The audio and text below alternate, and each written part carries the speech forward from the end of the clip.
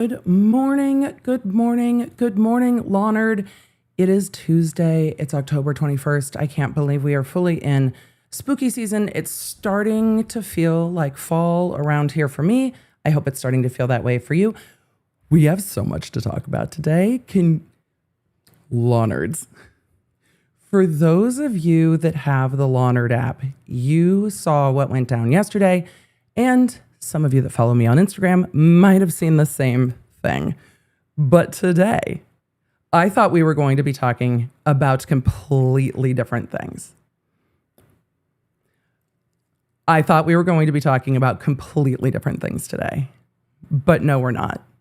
No, we're not. Today, we are talking about Michael Proctor because it's absolutely over.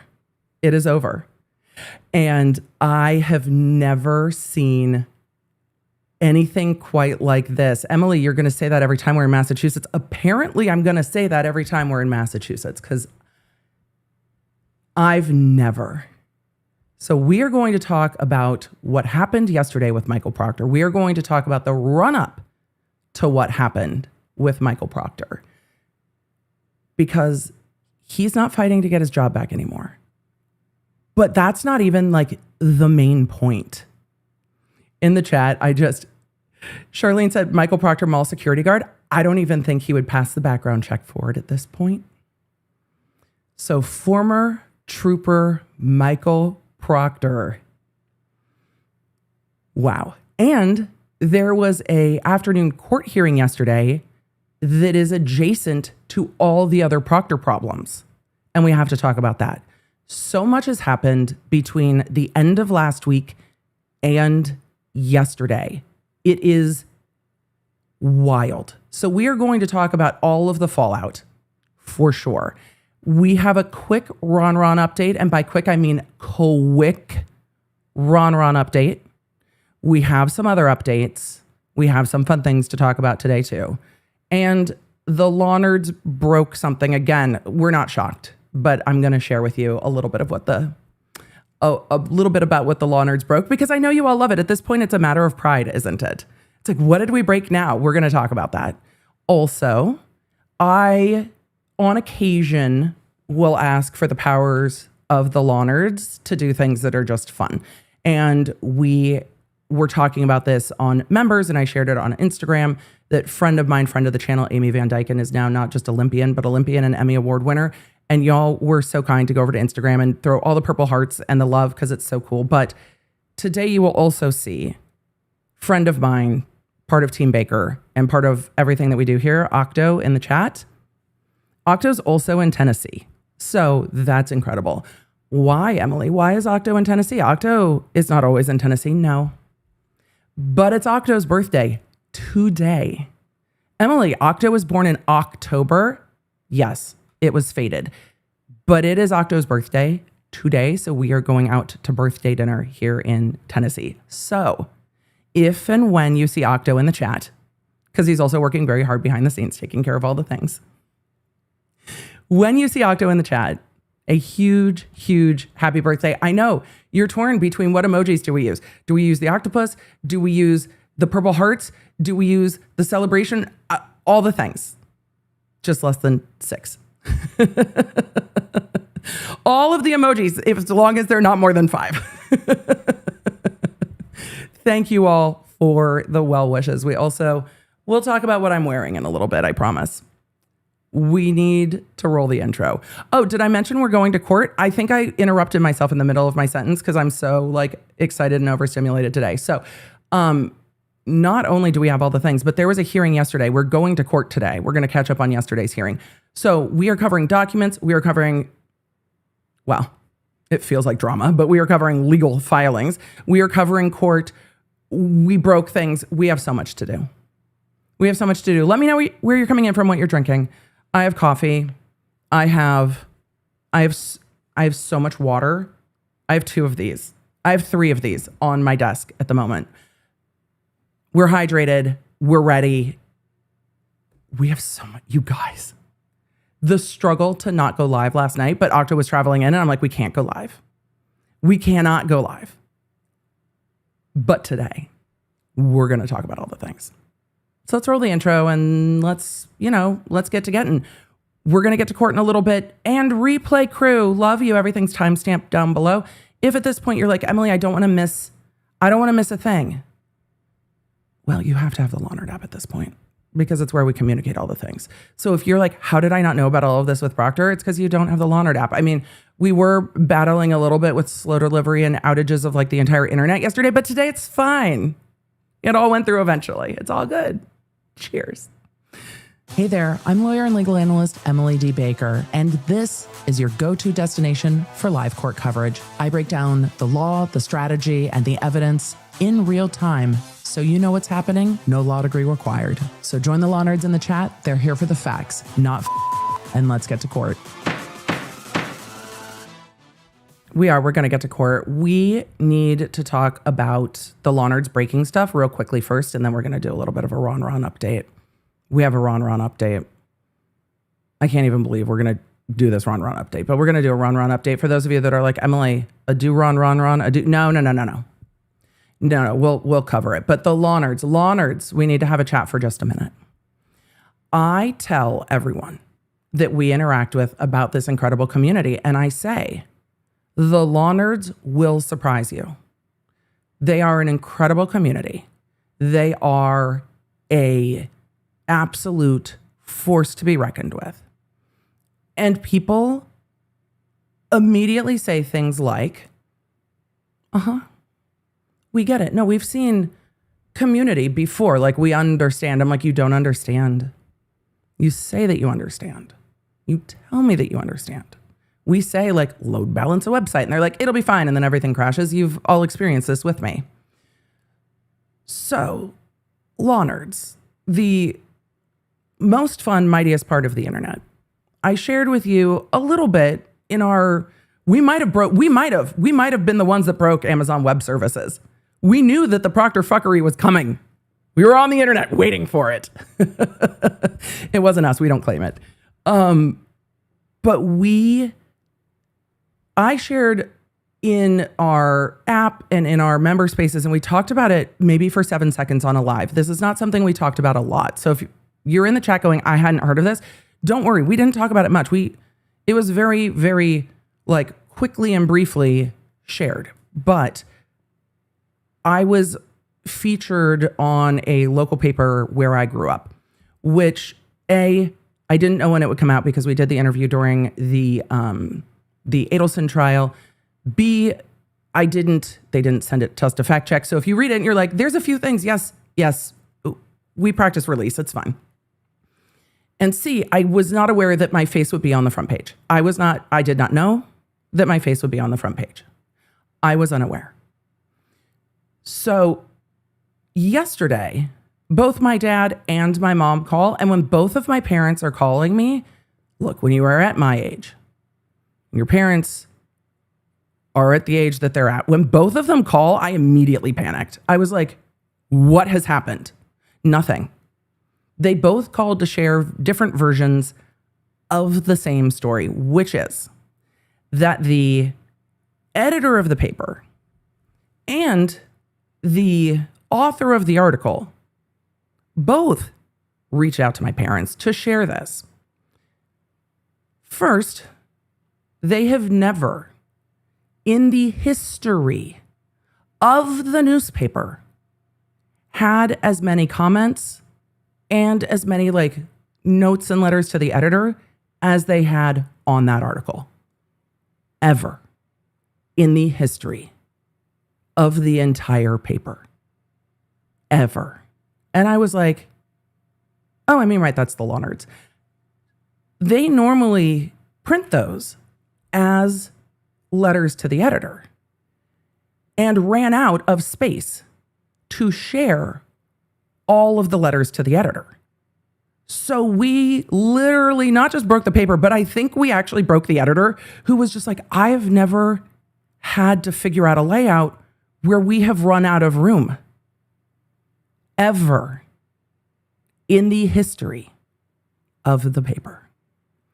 And so when they shared the headline of like streaming to an international audience, they were then like, people are writing in from like Ireland and like Australia and, Canada and Africa and basically everywhere but Antarctica. I'm like, right.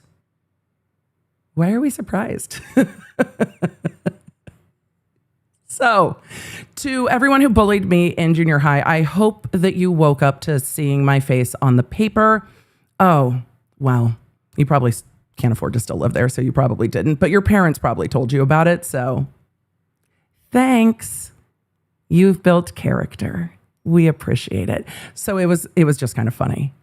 So our hometown community paper just broke the paper in its entirety. So Lawnards, thank you. It really is. I know how incredible the Lawnards are. I know how much fun it is to be here. I know how incredible this community is. I love streaming every day.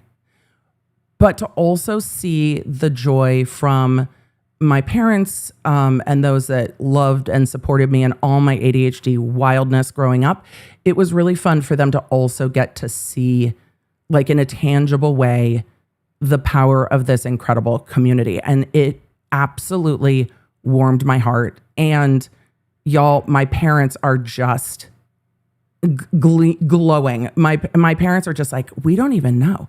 So we will share the link if you want to go see it for sure. It's there. It is the local paper for the South Bay. I saw some of you, South Bay, California, South Bay, Los Angeles, because those of you from NorCal are like, we have a different South Bay. And those of you from Boston are like, we have a different, like, Southie. What are we talking about? Yeah, different South Bay. So for those of you that reached out to friends that live in the area to get a copy of the paper, friends could not find them in the South Bay. So you guys are just absolutely incredible. I adore you. Thank you. I know the power of this community, and I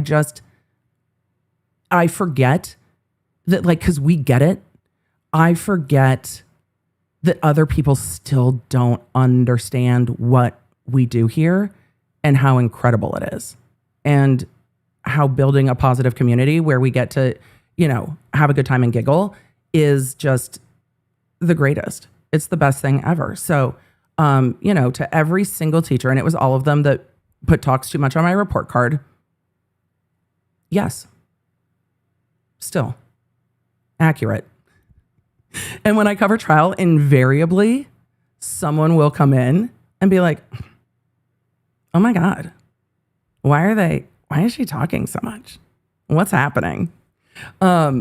Yes, accurate. I don't know how big the South Bay is. I'm sure somebody will share it, but Manhattan Beach is it's not a teeny city. It's not a massive city, but the South Bay is not small because it's, El Segundo, Manhattan, Redondo, Hermosa.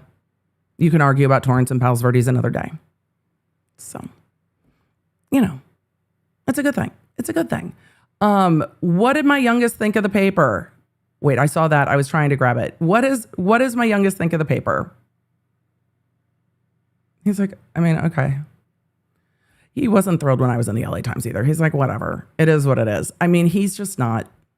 He's just not. And then there were people that I knew from law school and from later in life that didn't know some of my story, didn't know about my journey with water polo and stuff like that. And so it was fun to share. You guys are the best. This is Rachel. This is incredibly correct. My 13-year-old is just like, yeah, it's fine.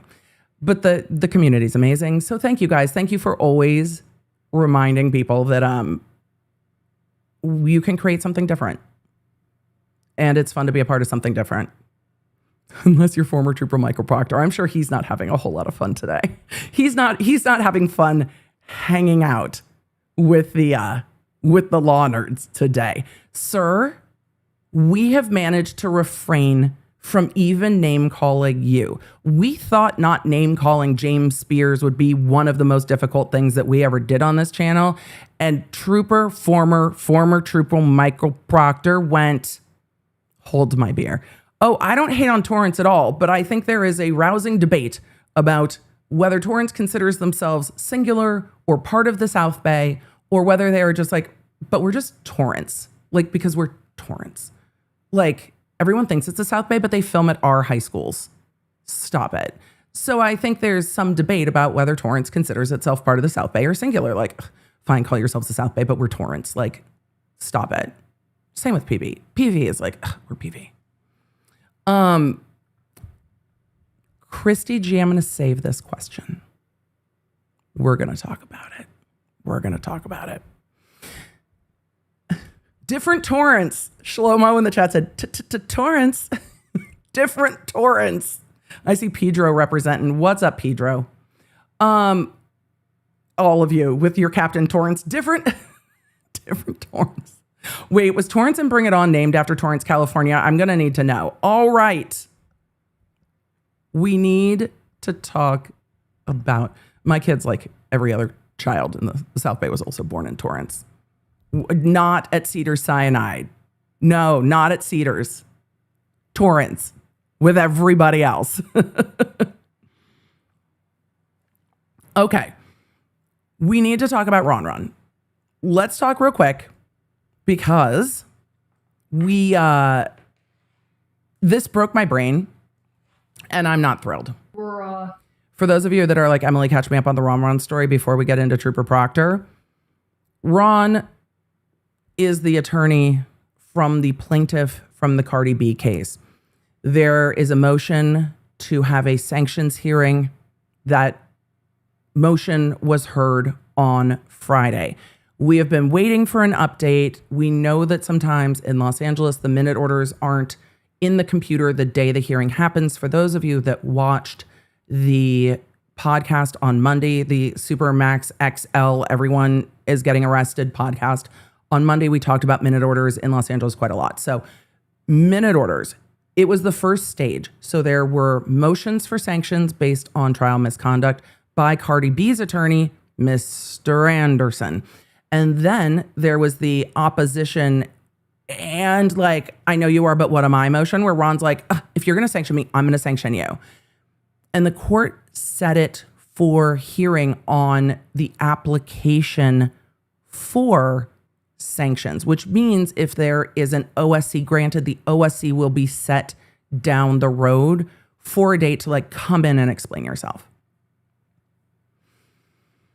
Well, the date to see if they were going to set an OSC was Friday. So I had been waiting for an update to the minute order on what happened. Here's our update. Wait, no, this one. No, Emily, wait, that one. I'm befuddled. Here's our update. Nature of proceedings. Order to show cause regarding judgment after jury trial. Plaintiff's attorney, Ron, showed up. Defense, no appearances. Court advises plaintiff's counsel that judgment on verdict was signed. Plaintiff's counsel is to give notice. Didn't even address the motion for sanctions. So they kicked the motion for sanctions down the road. They only called the judgment after jury trial, and the judgment has been formally entered. So, do we know what's going to happen on the affidavit? No. They're going to hear it a different day. So it got kicked down the road. The way I'm so annoyed. The court said file within 30 days. They filed within 30 days. Ugh. So, the judgment has been filed. Emily, what does the judgment say? Cardi B wins. I mean, it says it in a more extensive way, but the judgment says Cardi B wins. So we're going to have to wait to see when the hearing to set a hearing. Literally, you guys know you have to deal with this at work. They'll do it by phone. They're going to have to set a hearing to see if there's going to be another hearing. It's a meeting to decide if there needs to be a meeting. So they're going to need to set a meeting on the affidavit regarding the OSC for sanctions.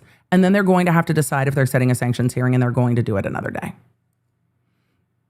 Buffalo Waffle said, my cat is trying to get your cursor. Good. I will keep wiggling it around on the screen. My cats sit on my desk and look at my third monitor, which is where those go. Look at the third monitor and try to also catch the mouse. I get it. So we have to wait for another hearing to set a hearing, to have a hearing on whether or not there will be sanctions. Emily, why do courts move so slow?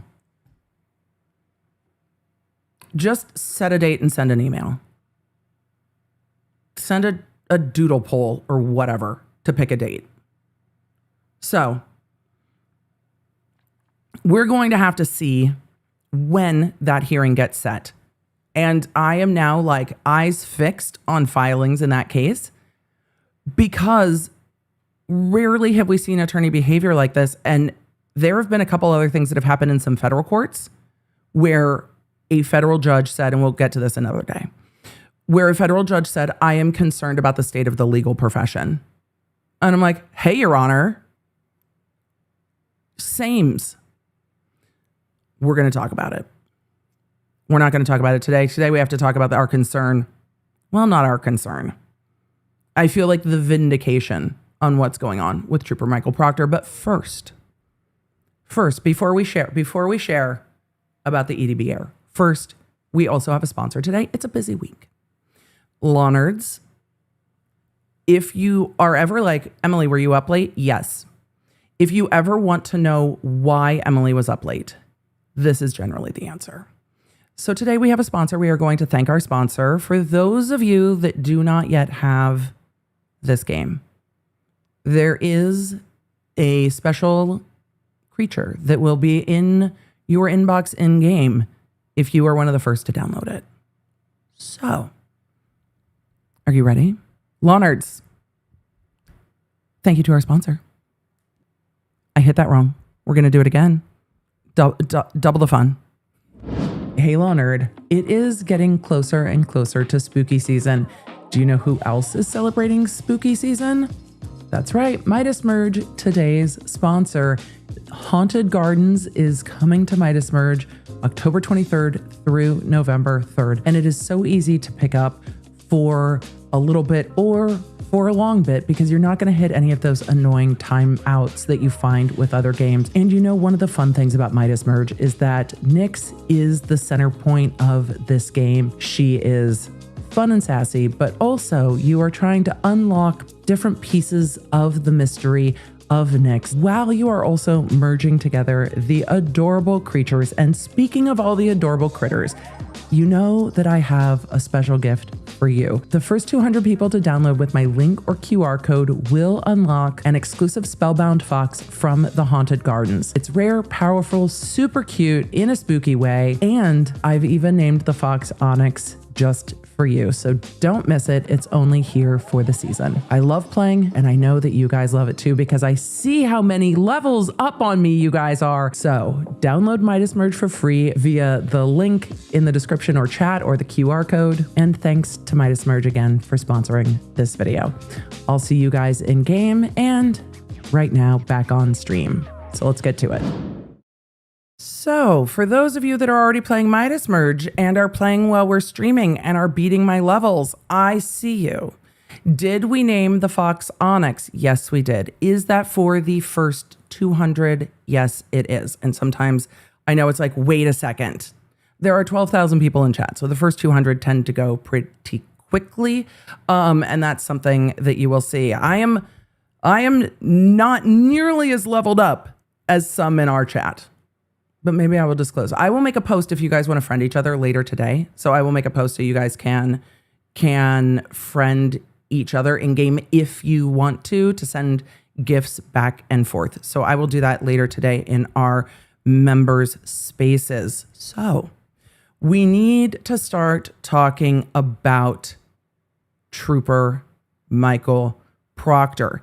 Here's the plan for today, because we're going to have to take a step to the right, then take a hop to the left and then a step to the right. We're going to time warp a little bit. We are going to talk about what immediately happened.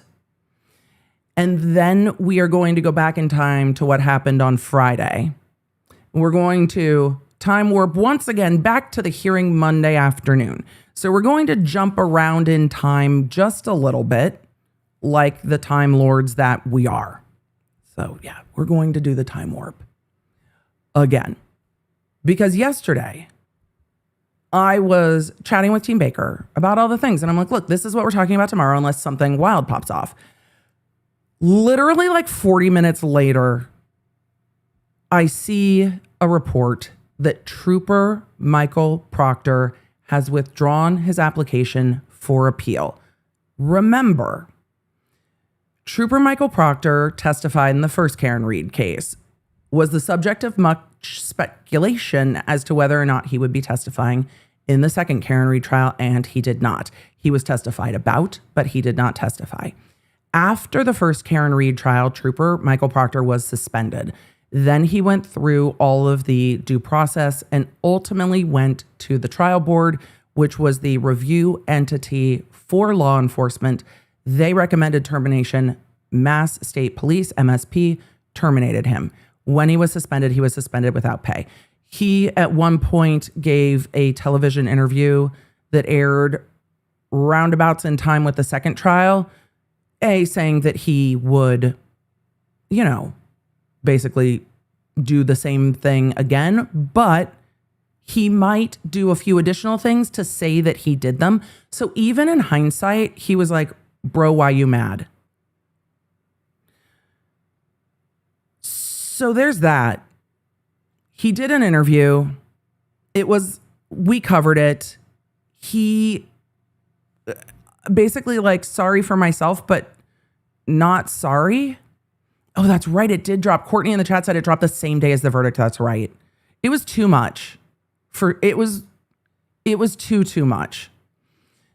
So then Michael Proctor decided that he was going to appeal his termination and the recommendation for termination.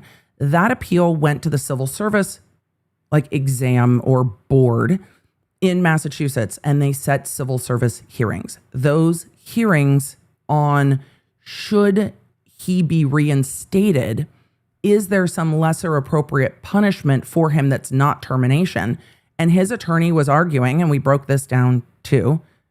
His attorney was arguing, look, no one gets fired for just text messages. Because remember, Proctor just narrowed it down.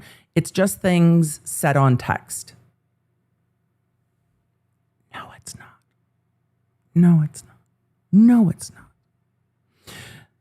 So he decided to appeal, and they had 2 days of hearings that I summarized. They played his interview. They played his trial testimony. They gave the civil service board hey, here's what he said. Here's how he testified. Here's the other things. Gave the commissioner all of the tea and just push play on the video. 2 days of hearings. And then they brought in the person who went through the investigation to recommend termination. Remember, his termination was not just recommended on text, though texts were a part of it. We'll have to talk about that more. CEG, the Albert that works at Canton PD. We're going to talk about that in a little bit. His attorneys said, we need to put over our part of the hearing. This is Proctor's attorney. We need to put over our part of the hearing because Massachusetts State Police didn't turn over discovery to us in time. Girl, what? You didn't get your discovery? Oh no. That must be how all the defense attorneys who have been waiting for discovery for 3 years are feeling. So weird.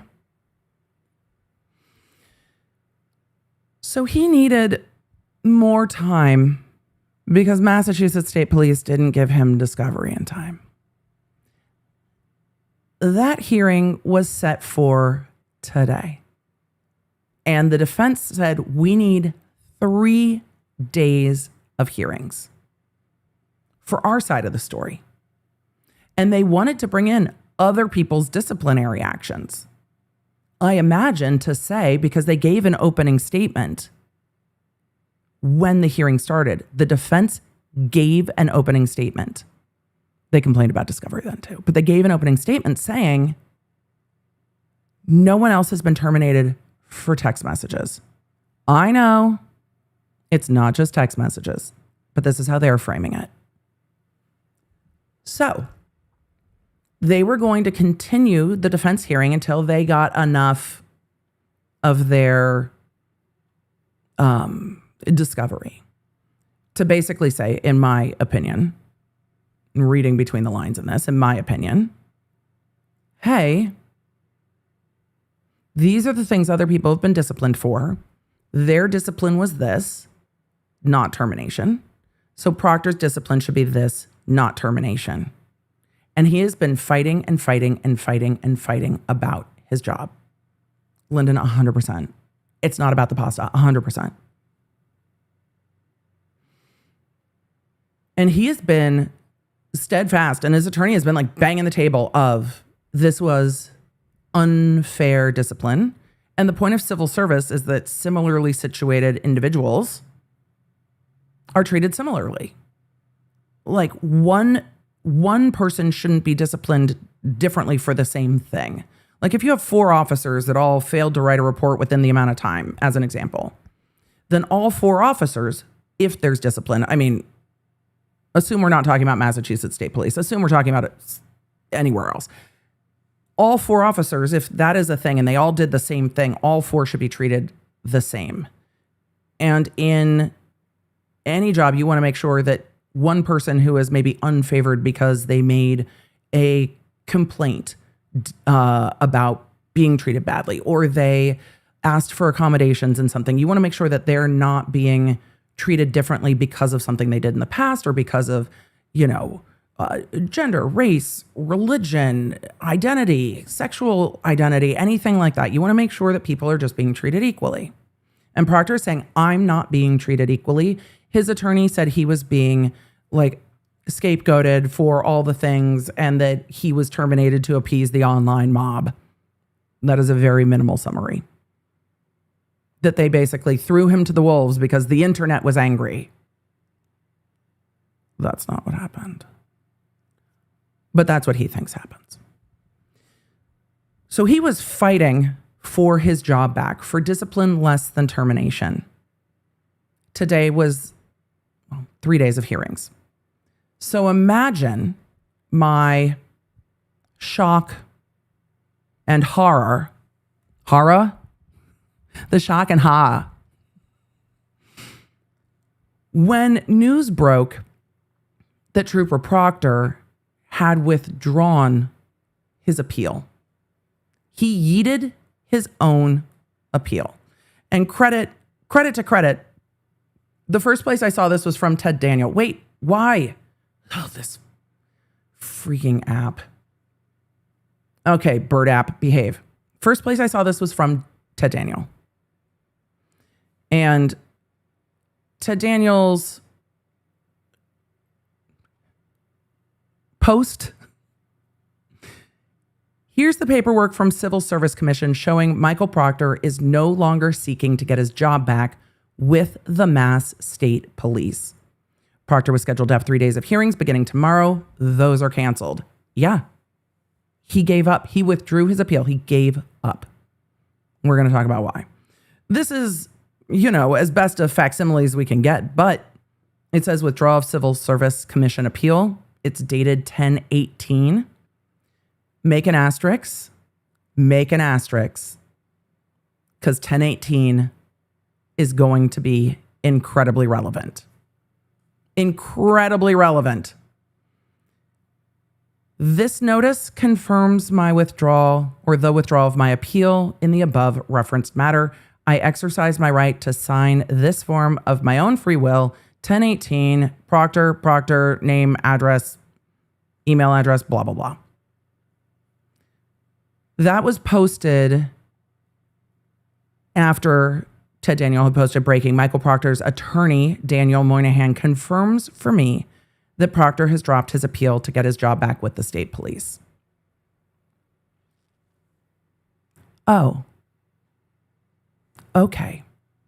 What's interesting is Daniel was the one banging the table that was like, they just fed him to the online mob. But we need to go to NBC 10 because I have not seen a lot of mention of this, but when I first started seeing this happen, I believed this to be true. I think y'all believe this to be true, because we're going to have to talk about what happened Friday. Angel said, my birthday. Angel said 10/18, that's my birthday. There you go. There you go. Proctor gets his comeuppance on your birthday. Go shorty. It's your birthday. So, I did that wrong. Emily, we're hitting the buttons, just not the right one. Whatever. It deserves the big screen. Give that headline its space. Karen Reed investigator Michael Proctor drops Mass State Police firing appeal. That's not the headline that I want y'all to see. Proctor attorney Brian Moynihan said Monday that the team withdrew the appeal after receiving a recent disclosure from the Norfolk County District's Attorney's Office.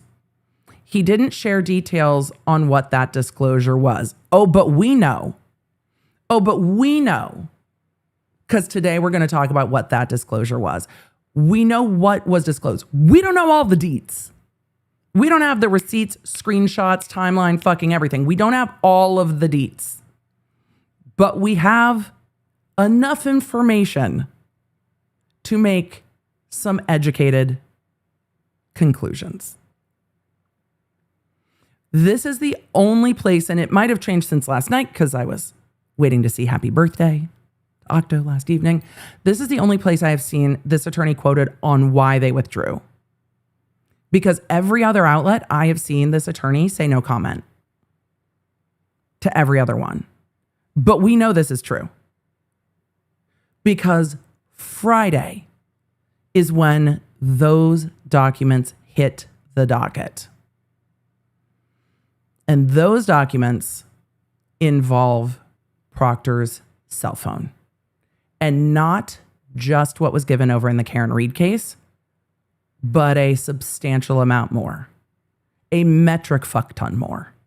Maybe 2 metric fuck. They might have to create something larger than like a gigafuck ton more information. So, let's take a look at the reader version, because though I love giving the headline its space, I also cannot with all the rest of it. Like I literally can't. Former trooper Michael Proctor, the lead investigator in the Karen Reed case, is no longer appealing to be reinstated to the Massachusetts State Police following his firing. Oh no. Proctor had been due for several hearings this week before the Massachusetts Civil Service Commission. In that effort, 2 hearings had already been held in the matter. Proctor's side had been expected to focus on the disciplinary records at the next one. Other people's disciplinary records and his. Proctor attorney Brian Moynihan said Monday that the team withdrew the appeal after receiving, quote, a recent disclosure from the Norfolk County DA's office. He didn't share details, but we knew. Proctor filed the withdrawal on Saturday. The commission can then order the dismissal of the case. So it's going to get dismissed. If it hasn't already been done this morning, it's going to get dismissed. Disgraced trooper is appealing his firing. Was appealing. In today's day and age, said in the chat, sorry, I'm a little behind, but I was born at Torrance Memorial, my brother at Little Company of Mary. Not even sure if those places are still around. They are. And still welcoming kiddos to the South Bay day in and day out. Proctor was found guilty by state police trial board in March, and I would share those things if they weren't like security questions that my kids will get asked in future banking. Otherwise, I would be like, oh, I would just overshare. Because you know what? Freaking Spidey D is like, oh, give me your mother's maiden name on social. We're not going to talk about it. So continuing on. Neither state police nor the Norfolk County District Attorney's Office had a comment. Oh, I bet they're not gonna. Somebody else did, though. And I've got lots. Proctor was found guilty by a state police trial board in March of 3 counts of unsatisfactory performance, guilty, liable, whatever, and 1 charge of alcoholic beverage. That is not the entire story there. There's more, but you guys know it, and we'll get back to it because we're going to talk about it more today. State police called only 1 witness to the stand in the first hearing in August, Lieutenant Kevin Dwyer, from the agency's Office of Professional Integrity. Dwyer, your job must be fucking busy. The next day, Proctor's attorney spent hours cross-examining Dwyer. They contend state police picked a fireable offense and then did the investigation. Wait. You're telling me that Proctor's attorney is arguing that they picked the outcome and then built an investigation backwards around it to reach the outcome that they thought was correct? That must be so annoying. It's like you should just do the investigation and see where it leads. So weird. That. So strange. Proctor's like, I see what they did here. They decided they wanted to fire me, and then they went and found reasons. Excuse me? Pot? Kettle would like a word. They go on to say the findings of Dwyer's investigation, text messages Proctor sent, and the fact that he was drinking and driving a cruiser, a state-issued police cruiser while on duty, led to Proctor being fired in March. The firing came after a months-long suspension, which was handed down days after Karen Reed's first murder trial, like the next day. The appeal was supposed to continue today. It didn't. And then they link back to a different article with some photos of Trooper Michael Proctor from the stand. So that begs the question, law nerds. What happened on Friday? So we're going to take a look at the documents from Friday, and then we are going to go to the hearing from Monday, and I will give you a little bit of background from the hearing on Monday. Because for those of you that haven't followed some of the side quests into discovery issues, I'll summarize it the best that we can so that we can get into the side quest, because there is a discovery hearing regarding Trooper Michael Proctor's phone again. So we also, well, before we do that, there is just one wee comment that we will cover before we jump back in time. I'm sure we will see more of these comments, but this one comes to us from Ted Daniel, out here, boots on the ground, doing the work of, journalism. Me? No. Legal commentary. The journalist. I will just explain. Ted Daniel. New statement from Karen Reed's attorney, Alan Jackson, on Michael Proctor withdrawing his appeal to get his job back with the state police. Shocking. Do you think that was Ted Daniel's first text? Dude, AJ, did you hear? Let's see. Michael Proctor's sudden withdrawal of his appeal wasn't an act of humility. It was self-preservation. Well, no shit. We're going to get there, but no shit it was. He learned Friday. He learned investigators have recovered text messages from his private phone dating back years. And he wanted no part of what those text messages would reveal. He didn't accept accountability. It hunted him down. And as Colonel Noble has admitted, the years-long corruption is systemic. Oh, Proctor. You can run. What do I say? What do I say about the digital? your phone is going to tell on you. Your phone is going to tell on you. We will be covering some of the stuff from the arrest in the Palisades fire out of California. But just as an asterisk on that, I thought it would be years before we got here. It's not. ChatGPT will also tell on you. Like, it's not keeping your secrets. Your ChatGPT history will tell on you. Your phone will tell on you. Your noodly Google will tell on you.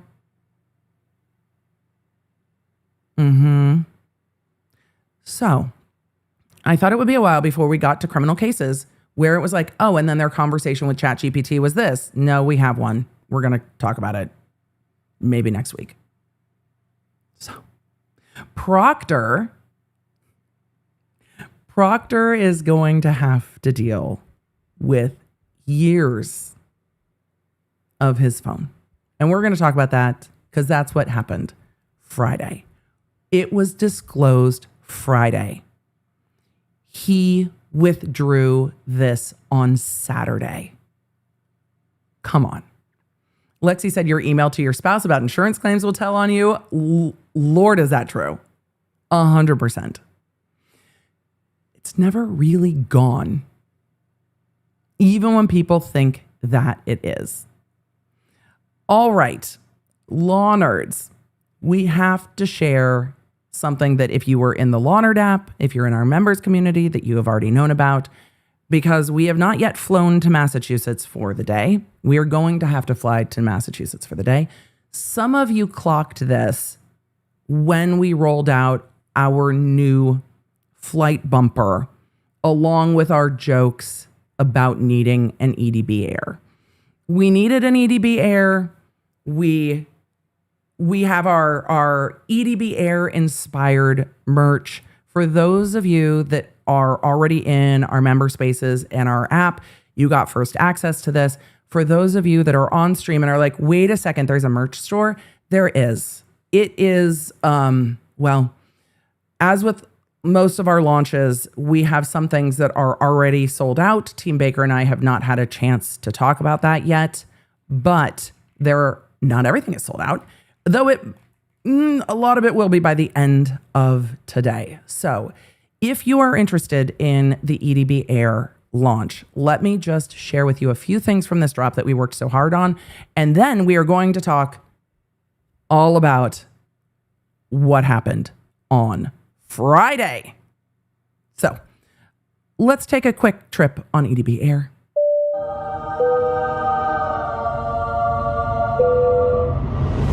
Look, I have all of the stuff. We have worked on launches and dealing with sourcing and making sure that EDB touches everything before we launch it, and I love it. The hoodie that is up on the Law Nerd shop is our EDB Air hoodie. This is a heavier hoodie. Some of our pullovers are like a lighter weight that are perfect for if it is, you just want a long sleeves, you want a hoodie, you want to be cozy, but you are not trying to stay like all the way warm. But these are thicker, heavy duty, it's getting cold hoodies. So EDB Air, and then they see EDB Air down the sleeve. I love it so much. I love our EDB. Look, I love our EDB Air logo so much. I've never been so excited. I love it. I love it. Wowie Zowie said, is it security heavy? Yes. You could guard a building in this hoodie and be comfy. It is a unisex fit. It fits true to size. And I flip under the waistband because the waistband can be a little narrow on my hips, but I flip it up around the waist. It's super comfy. So it runs a little longer than I am in the torso, but I also have a shorter torso, and it is not oversized. This runs truer to size. If you want it to be baggier, order up, and it is a zip up hoodie. So we have a zip up hoodie, but she's thick. Yes, she's security heavy. She'll guard a building. No, she'll guard a tarmac. I love this question, and I am going to grab it real quick. Wait, where did it go? I just saw it in the chat, and I'm trying to grab it. let's see. The challenge of shipping to Canada is something that I absolutely feel you on. Absolutely feel you on. It has been a challenge for it. But one of you were asking about the archipelago, and I am going to tell you why. Because if you look at what an archipelago is, Emily, every year there is a high school band that does some type of How to Train Your Dragon thing. Yes, and I love it every single time. EDB is not tall. EDB's 13-year-old is almost taller than her, and he tells her that I am 5'6" and a smidge, but my torso is not super long. So she's not, Ad Komet said she's not just security heavy, she's TSA heavy. Yes, guarding the tarmac of your private plane. But instead of doing passport cases, because not everybody wants a passport case, not everybody's going to use a passport case, not everybody is stamping their passports, we did passport-inspired notebooks. They are dot notebooks. And we did the archipelago of EDB because we're all like our individual little situations, but we're all just kind of united together here in all of the things. So that's why we did the archipelago of EDB. So there are 3 of these, and you will see our little stamps on the front. They are stamps that have meaning to all of us. On the back, you can fill them in for yourself because I thought it would be funny. And then we have a get to court. So these are inspired notebooks. They are a 3 notebook set. They come in the set. They are dot because that is my favorite. So of course we have notebooks. And when we have notebooks, what else do we have? We have pens. So we have pens. If they are still in stock, the pens tend to go quick. So we have pens. I will show those to you real quick. So the set of 3 notebooks, pens, which are also, they're the same type of pen we have last time, just a different colorway with different sayings and the EDB Air logo on them. So we have new pens, black ink. We have, for those of you that like to collect your EDB pins, or for those of you that just love a lanyard, these are EDB Air. They are etched. And yes, it is a seatbelt that comes apart. They are so much fun. I can't wait to wear these to conventions. It's fair. All of you are saying EDB doesn't feel like she's tall. I have to clarify that I played water polo, and most of the people I played water polo with were over 6 foot. So when I clarify, it is just from my perspective that my brother is also well over 6 foot. And so I'm just like, ugh.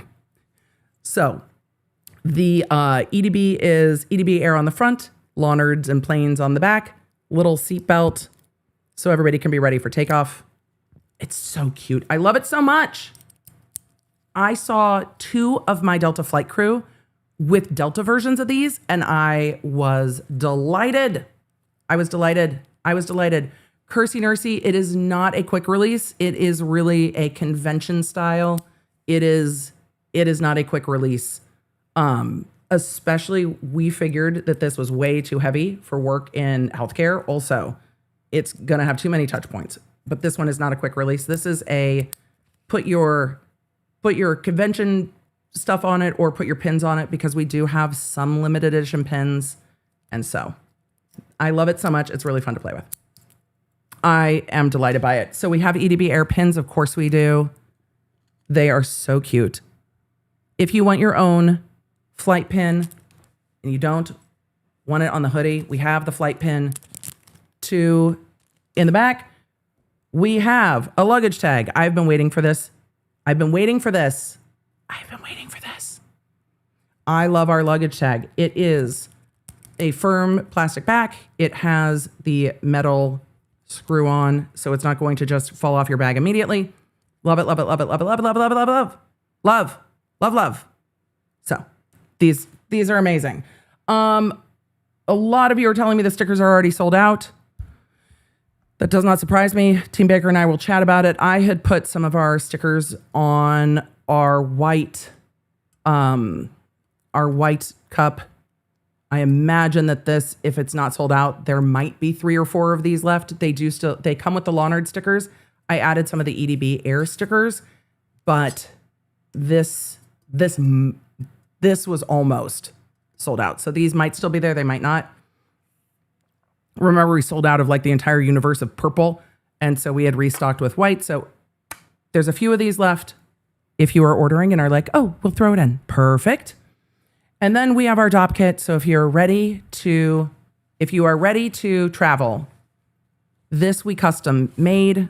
I am very excited about it. For those of you that are like, I don't need a Docket, don't worry. I'm going to put mostly tech in this.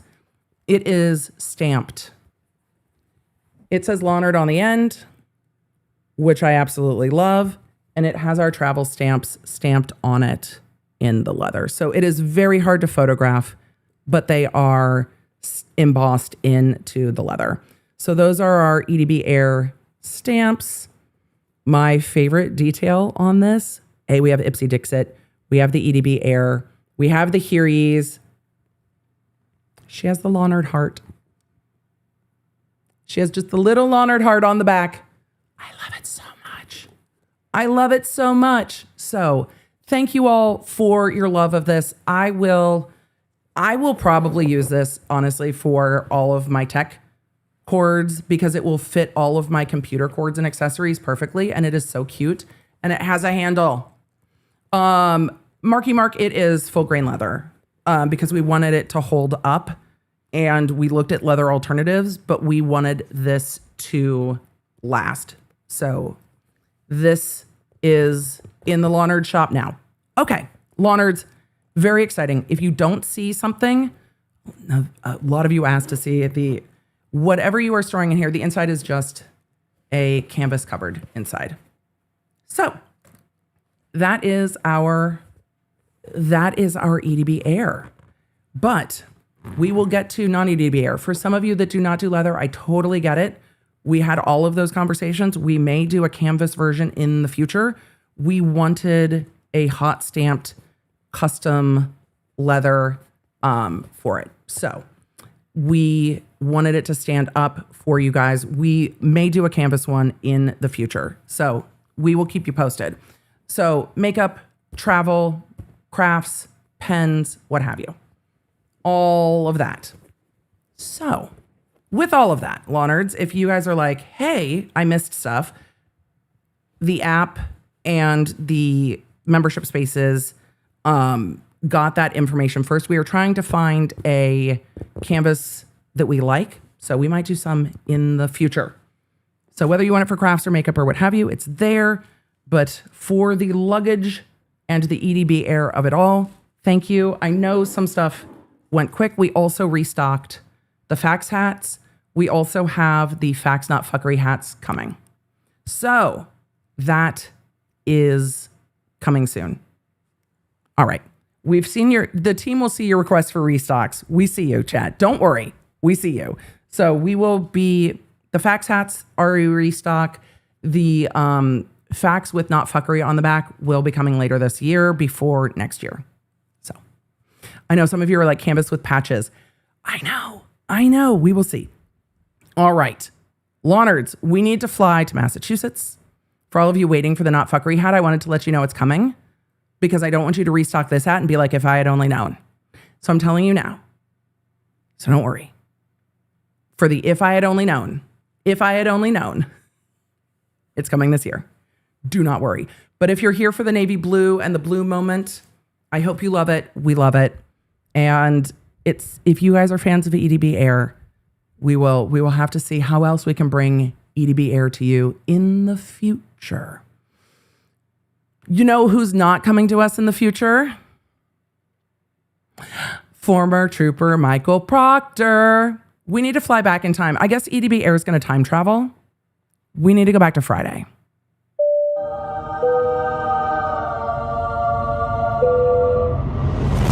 We need to go back to Friday. Back in time. Why are we going back in time? Because the only way we can really inform why now, why this withdraw, why now, why this withdrawal of appeal, it's because of what happened on Friday. Emily, you said withdrawal, you said in. You got way too close to the sun on that one. I know, we've gone full Legally Blonde. It's what happened on Friday. As a brief background, there are 4 or 5 cases that are pending now where Trooper Michael Proctor was the former case agent. And when everything came out in the Karen Reed case, all the other defense attorneys did what any defense attorney would do. And they all said, hey, can we get some of those texts, please? And there's been discovery fights back and forth with regard to the text messages, because the text messages that were given to Karen Reed's defense team and the prosecution were under seal from the federal court. We talked about the interesting legal issues, like the prosecution has to disclose that they know they exist. And so the prosecution discloses, hey, there's these texts, but we can't give them to you. We know that these texts exist, but we can't give them to you because they are under federal protective order. And until the federal court says that we can give them to attorneys in cases that aren't the Karen Reed case, we can tell you that they exist, but we can't give them to you. And in fact, they are slated to be deleted and destroyed. So there has been a fight in these numerous cases, including the Miles King case that we have watched hearings on, because normally it is the first case listed. I suspect because it is the oldest, so it has the oldest case number. That case has been pending for so long. So the Miles King case is normally listed as kind of the title case, I suspect, because again, it has the lowest case number because it is the oldest. That is a murder case that is waiting to go to trial, including the Brian Walsh case. He's accused of killing his wife. That is a murder case that was supposed to go to trial this month and has gotten bumped to maybe next month. I thought they were going to bump it out more. Maybe they're going to start in November. I don't think they're going to start in November, but we'll see. So we have been watching those hearings where they have been fighting over discovery, including putting attorney Adam Lally on the stand to be like, okay, so when you ask Proctor to turn over discovery and he doesn't, what do you do?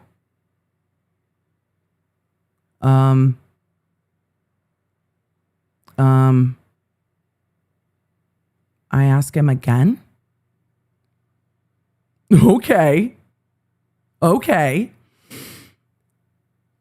So that entire hearing of Adam Lally being like, okay. I mean, it's an ongoing discovery obligation. We just kind of, whatever. Sure. So that has been going on. And they were fighting over getting the federal court to release the Proctor texts in these other cases that were subject to being disclosed in the federal case. To the side of that, there were also requests for like, hey, even if we don't get what was turned over in the Karen Reed case that might be specific to Karen Reed, we need Proctor's phone for these other cases. Because if this is going on in the Reed case, we at least have a reason to believe that there might be other stuff that impacts our cases that are going on right the fuck now. So we need to get to Proctor's phone. Like, if we can't get the federal discovery from Proctor's phone, then maybe we need to do our own discovery. And so that was ordered. Because if you can't get the federal discovery, if you download the same stuff a different way, then you can turn it over if it's still there. And that was the back and forth about whether or not it would still be there. And then on Friday, the prosecution disclosed in the Miles King case and in the Walsh case and others, we're just going to pull up the one from the Walsh case, that there is discoverable information. This is why I think the Walsh case is going to get delayed again. Because if I'm the defense attorneys, the prosecution is like, let's go to trial. If I'm the defense, I'm like, the fuck you say? We're not going to trial until I have read every single thing that has come out of that phone. Can't go to trial. There's no way they're going to trial. We'll see. Maybe there is. So on Friday, prosecutors turn this over to the defense attorney in numerous cases. They're all titled for their own cases. Let us explore together, shall we? Before we go to court. Before we go to court. Let's do that one there. Commonwealth's notice of discoverable information from former MSP trooper's personal phone. This is filed or docketed Friday. Commonwealth's notice of discoverable information. For those of you that have already seen this, no spoilers. Pursuant to orders in Commonwealth versus Miles King and other cases, footnote 1, and then all those cases are listed, including Johnson, Sinchero, and De Los Santos, and Walsh. The Commonwealth began examining an extraction from a personal cell phone of former Trooper Proctor for information reasonably believed to be discoverable under the Massachusetts Rules of Criminal Procedure 14b2. Due to the unexpected volume, I like them big. You know when we talk about our phone downloads and something. Yeah, we'll go full moto on that shit. I like them big. Yes, I do. I like big downloads and I cannot lie. Big data. Come on, big data. Due to the unexpected volume of files discovered on the phone, review of the extraction is not yet complete. And Jeanette said, redwood tree ain't hard to see. AR, Dumbra in the chat said, unexpected volume. Yeah, we're at full rut-row. If you're Trooper Proctor, rut-row. The review of the extraction is not yet complete.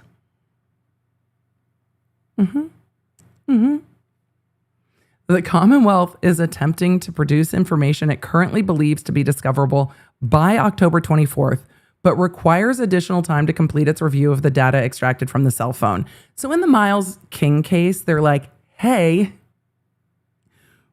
we'll go to trial like November 17th is the day they're asking to start trial. Wrong. But they're not done reviewing this. The defense doesn't have it yet. This is the prosecution saying this exists. We can't even turn it over yet because we haven't finished reviewing how much might be discoverable.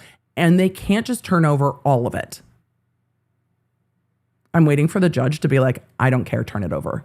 Turn all of it over. Just turn it all over. So they're hoping that by October 24th, they can turn over what they've reviewed yet and decided is discoverable. On June 17th, 2025, Judge Doolin allowed in part defendant King's motion to preserve and produce former Trooper Proctor's personal cell phone, ruling, quote, as to the communications, including content, call durations, times, and numbers involved on former State Trooper Michael Proctor's personal cell phone from the date of the charged murder in the King matter, which is the oldest case, to the date of the indictments. The Commonwealth shall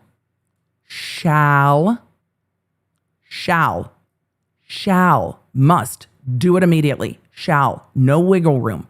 Shall promptly produce any other data from Proctor's personal cell phone that constitutes investigative materials or is favorable to the defense within the meaning of Massachusetts Rules of Criminal Procedure 14. The judge further, and the judge is the one that has the hearing Monday, so we're going to see what else has been ordered. Judge Doolin further ordered the Commonwealth may move for appropriate protective orders for the court's review prior to producing information. Hey, we're turning this over. It's from a personal cell. There's a protective order attached. It can only be shown to certain people and used in certain ways. and that, quote, defense counsel shall not show or provide the communications produced pursuant to this order to anyone else, except that defense counsel may show but not give them to the defendants in this case. Upon filing a motion, an amended motion for clarification by Proctor's counsel on August 13th, 2025. Remember, Proctor was fighting over his personal cell phone. He was fighting to limit this. His counsel, I lost my spot. Here we are. Proctor's counsel on August 13th filed, and the judge responded that, quote, the obligation to produce any other data that constitutes investigative materials or is favorable to the defense is not limited to a particular date range. Well, sir, for a defense attorney, that is a wrecking ball of breath. Or is favorable to the defense. If you're a defense attorney, Proctor's attitudes about defendants, about people he's investigating, if I'm a defense attorney, I'm saying all of that's relevant. We saw the things he said about Karen Reed. Do I think that there's not more of that? Yeah, no. No, he was awful comfortable in those group texts. So, what else is he saying? And if I'm a defense attorney, I'm also arguing, look, even though he might not have said it about my defendant, him saying this about another defendant close in time shows the perspective, let's be generous, the perspective, the lens through which he is viewing the world. So, if we see what he's saying in the Reed case, we can see where the defense will argue, well, if he's saying this about my defendant, but if he's saying this about other similarly situated defendants, that's beneficial to our case. So, the information favorable to the defense is incredibly broad. And if I were the defense attorneys, I would be like, and it's not limited to a particular date range. The judge went on to say, Proctor has a legitimate interest in protecting any attorney-client or spousal communications. Fair, there's privilege there.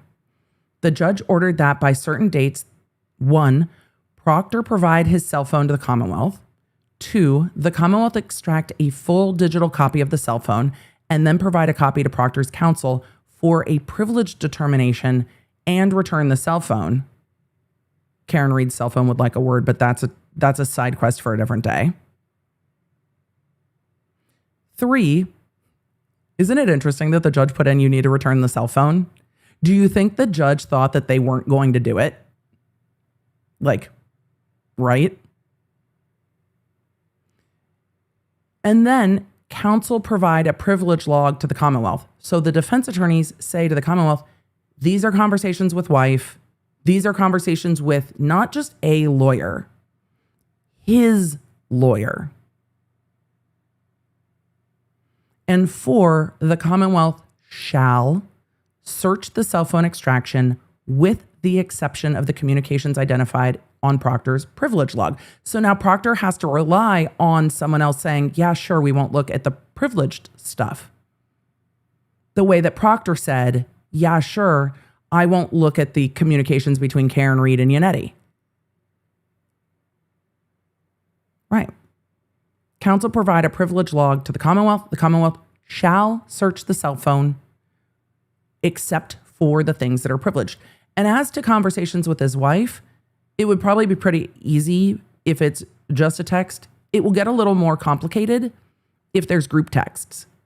Because a group text, Proctor talking to his wife and his wife talking to him, I think there's an argument that because it's a group text, it's not privileged anymore. It's not just a direct communication. Other people now know about that communication. So depending on that, it could get complex. And we know that Proctor's in a group chat, at least one, if not more. I would imagine there's more. The court then said, by October 24th, the Commonwealth shall produce to the defendants, like each of those cases, one, a copy of Proctor's log. No, Proctor's log. Start date, October 18th, 2025. We're fucked. We're cooked. If we go to hearing, more texts are going to be publicly aired. At least these are going to be under a protective order. But if he went to a televised hearing and the civil service was going to be televised, it's going to come up. And if I was the civil service attorney, my petty ass would be like, excuse me, I can't adequately cross-examine without this information that I now know exists. I'm going to need that.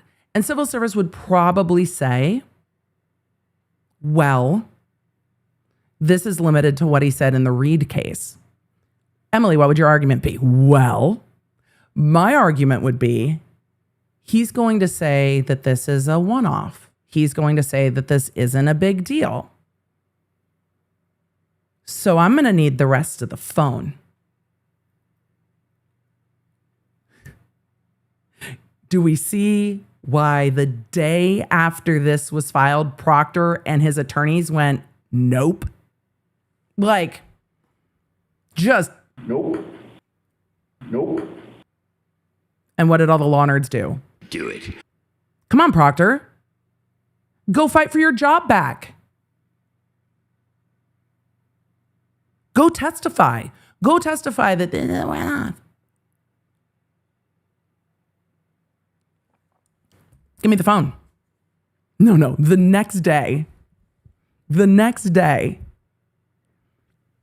I would have gotten away for it too if it weren't for those meddling attorneys and their client.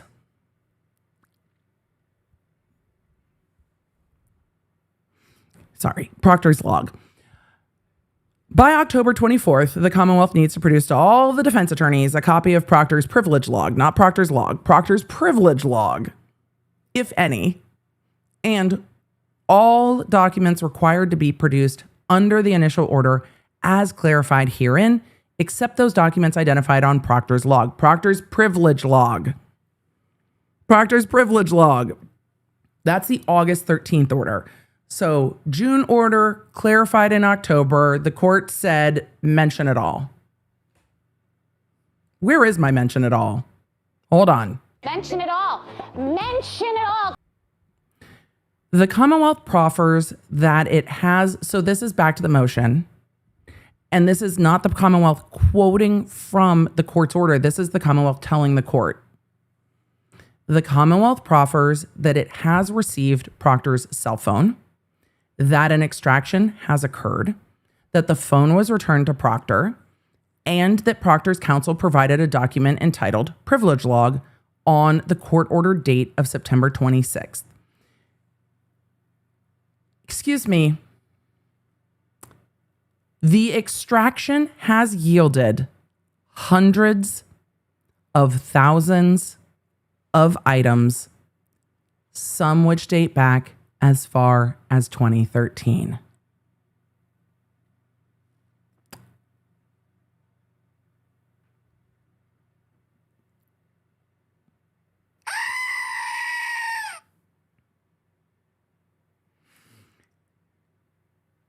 They're never going to know. They're going to know.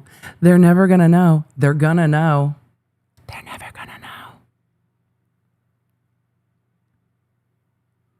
I have so many thoughts. Let's finish reading this. The extraction has yielded hundreds of thousands of items, some of which are dated as far back to 2013.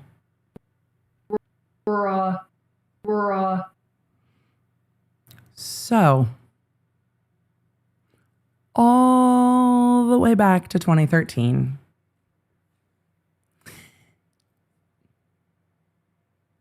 Griffin was 1. He's a full-ass junior high school student.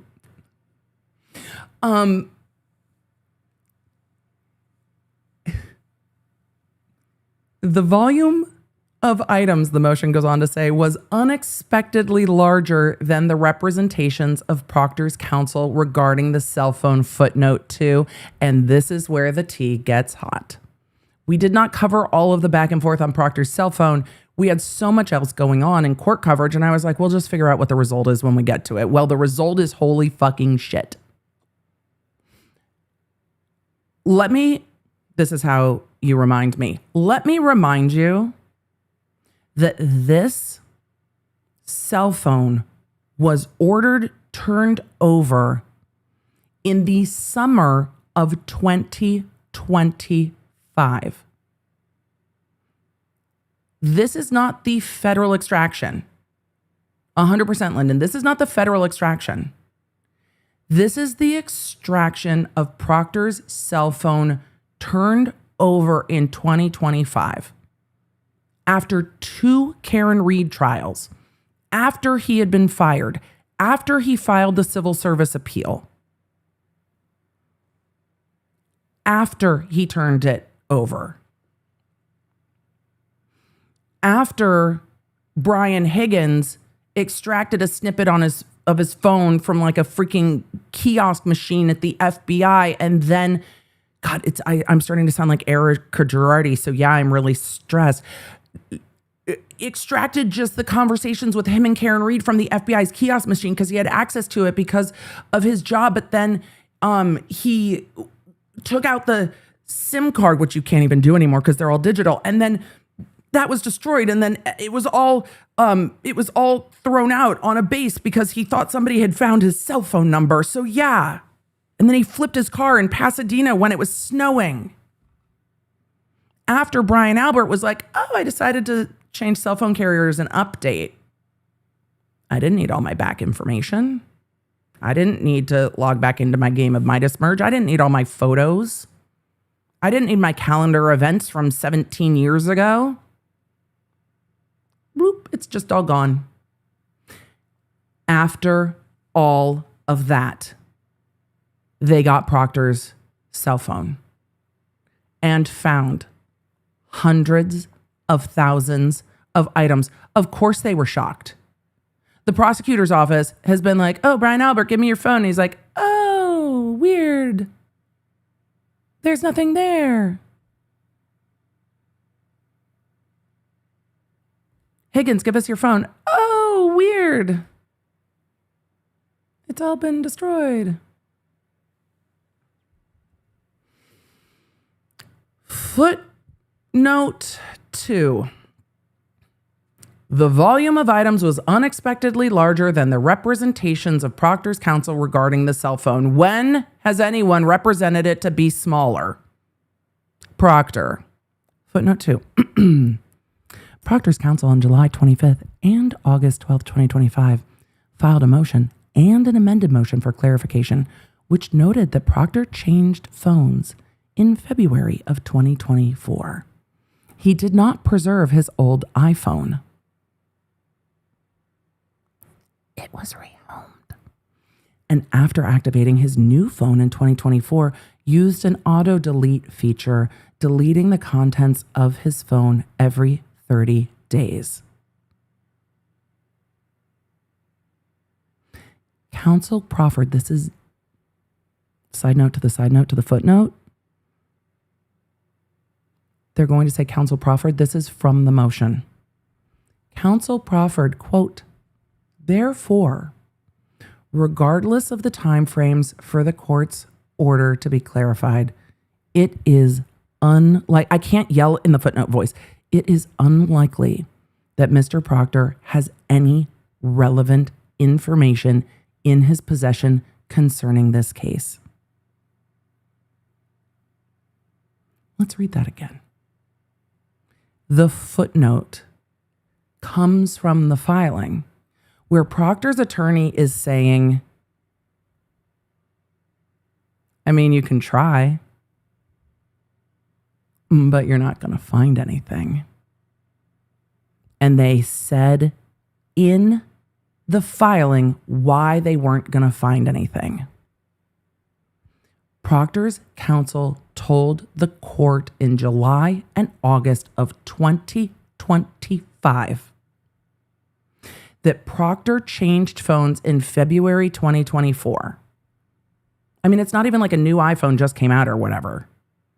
Changed phones in February 2024. Did not preserve his own phone. It was rehomed. Was it rehomed on a military base? I have questions. And after activating his new phone in February 2024, used an auto delete feature, deleting the contents. No, not just text messages.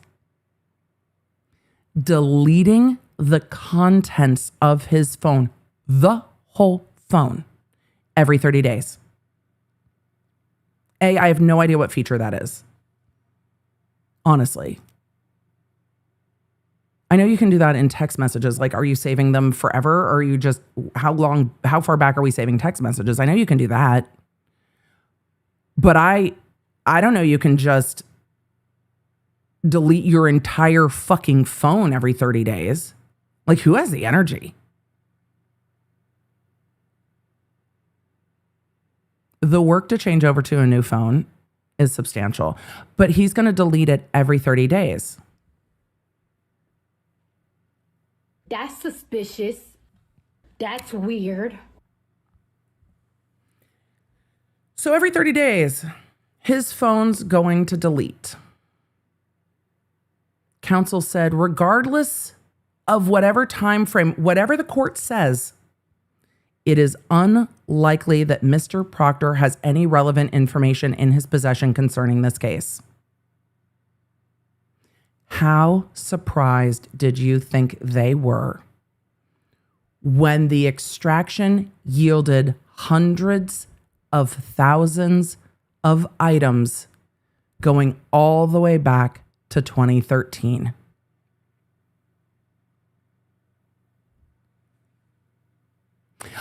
Chat, you make an excellent point. Chat is so smart. KK makes an excellent point in the chat. 2024 was the federal release of documents. Not only that, KK, you reminded me. This is how chat reminds me. You reminded me. Oh, we're hearkening back to the first hearing. We will link the episode where I covered that hearing because I think I covered it on the Emily Show podcast, not on stream. Proctor's attorney, in the opening statements for Proctor's civil service hearing, said that when Proctor was called into the federal grand jury, he didn't know. Proctor didn't know. Proctor didn't know. Proctor didn't know. Don't tell Proctor. Proctor didn't know until he got on the stand at the federal grand jury that they had his texts.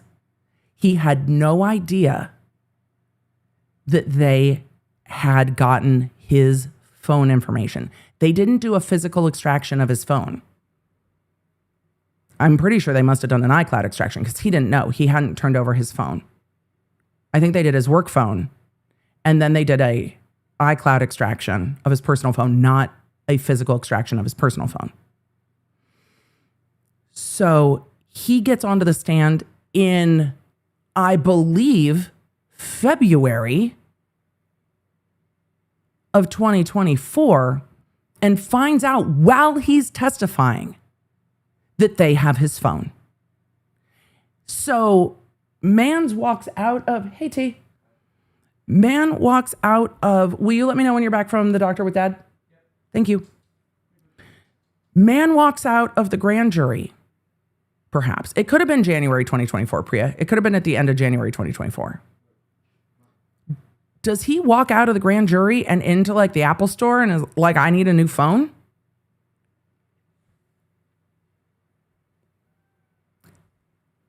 Because that's right around the time that he did the grand jury stuff. So, Trooper Proctor gets a new phone after being jump scared with his horrific text messages that were, I'm sorry, not horrific. Those text messages are unprofessional juvenile, and regrettable. Those text messages. So gets a new phone in February 2024 and thinks he is, what's Proctor's state of mind? Well, they got what they got now, but they're not getting anything else. Well, they did. Hundreds of thousands of items dated as far back as 2013. Oh boy. Oh boy, Proctor. And Proctor's lawyer getting all up in court, I'm sure smugly, and if you go watch his opening statement, you'll see the vibes, saying, my interpretation of this quote, well, Your Honor, I mean, regardless of whatever time frame you order, he got a new phone in 2024. And it auto deletes every 30 days. So there's not going to be anything there. Except that there is. Proctor. How long was this man a cop?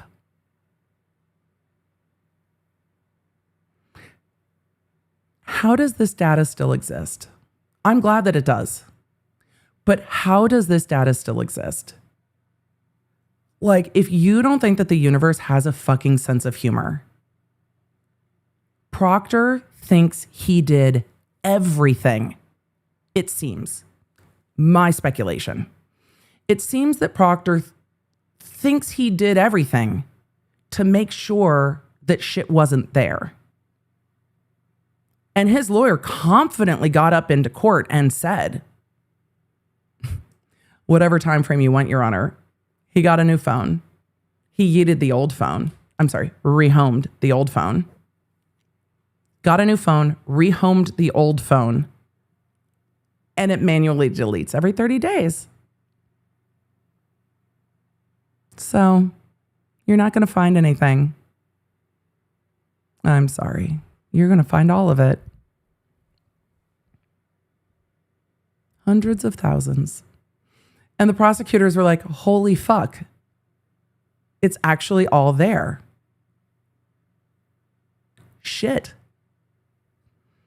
His cell phone is chattier than Jen McCabe. And Jen McCabe was the one who was like, Carrie's a talker. She's telling them everything. I took offense. I'm a talker. Proctor's telling them everything. I want to know how many people collectively screamed, are you fucking kidding me, when they saw this filing. We'll talk about why when we get to the end of the filing. He thought he got rid of it. And it's all still there. The DA's office is going to have an absolute nightmare on their hands dealing with this. Because if the DAs find things related to other cases, they are going to have to turn it over. If they find things related to closed cases, cases that pled, cases that went to trial, they are going to have to turn over in how many cases Proctor handled. And they could end up having to turn over more to Karen Reed. Because if Karen Reed is going to sue Proctor, and there is more related to her case, this may all have to come out in civil discovery if Karen Reed sues Proctor.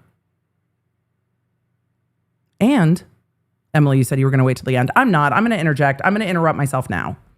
And let's just take a moment to remember that the reason Kevin Albert got disciplined, Kevin Albert, brother of Brian Albert, who lived at 34 Fairview, but worked at Canton PD, he got in trouble because he and Proctor went down the Cape to do something on an investigation together in Proctor's police car. And then they stopped at dinner and like drank to the point that Kevin, who seems to not be unfamiliar to drinking, had a rip-roaring hangover the next day and forgot where he had left his badge and gun and was texting Proctor about it. The reason that disciplinary action happened is because it was in the text messages. Kevin was in Proctor's car, couldn't find his service weapon, his job-issued gun with the serial number and whatever on it, and his badge. Full dude, where's my gun, go style. Excuse me? You don't happen to like have my work-issued gun and badge by any chance, do you? So Albert got in trouble because it was found on Proctor's phone, because Proctor was doing all and had his phone extracted. Who else is this phone extraction going to take down? Because this is the very tippy top of an iceberg that's going to have some extensive ripples. Because what else is in the phone? With the limited extraction the feds did, numerous officers got in trouble. Proctor got fired. And in some of these cases, we could see people who maybe there's proof beyond a reasonable doubt that they did the thing because the case is not the Karen Reed case. Proctor might have fucked some legitimate prosecutions through proctoring, which is horrific and completely unfair to the victims because they have no choice in any of this. So what is going to come out from this is not just going to be limited to Karen Reed. And I wonder if it is going to ripple into the Birchmore case. It's definitely impacting the King's case, the Walsh case, and others. But I wonder what disciplinary actions we will see from this, what investigations we will see from this. This is the beginning of a years-long thing. Glamma says he was not involved with Sandra Birchmore. He wasn't investigating the case. That doesn't mean he wasn't talking about it with those who did. So, even if he wasn't the investigator on the case, if he is in a group text with those investigators, it can open up their phones too. This is like the one piece. This might be the one key that opens all the locks. Because if there are group text talking about other cases with those case investigators on their personal phones, it could open up all of those personal phones. And because it's all in the possession of this DA's office from Norfolk, nor can't unfuck it at this point, the prosecutors now know that it's potentially exculpatory. This is going to ripple out in a massive way. I don't know if we'll hear about all of it, but this is going to ripple out in a massive way. So collectively, I imagine that there are some going, what the fuck have I talked to Proctor about? Because not only did he not protect himself in all of this, even though it seems that he thought that he did. Can you imagine? I mean, I can picture a world. We need more lip gloss for this. I can picture a world where Proctor was telling everybody, I mean, there's nothing more to get. There's nothing more on my phone. There's nothing more there.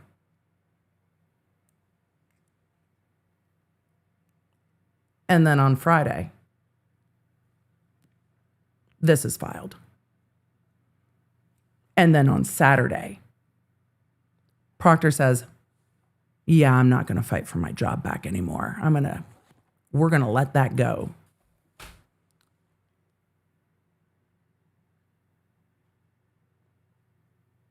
If you're in Proctor's cell phone, they have it.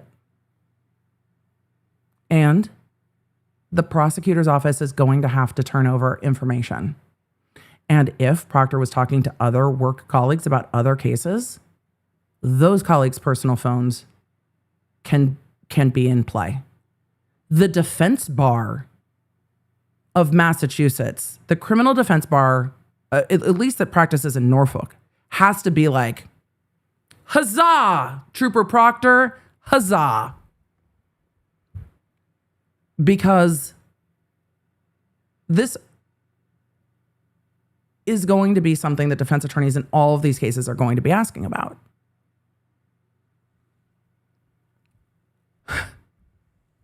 So, this is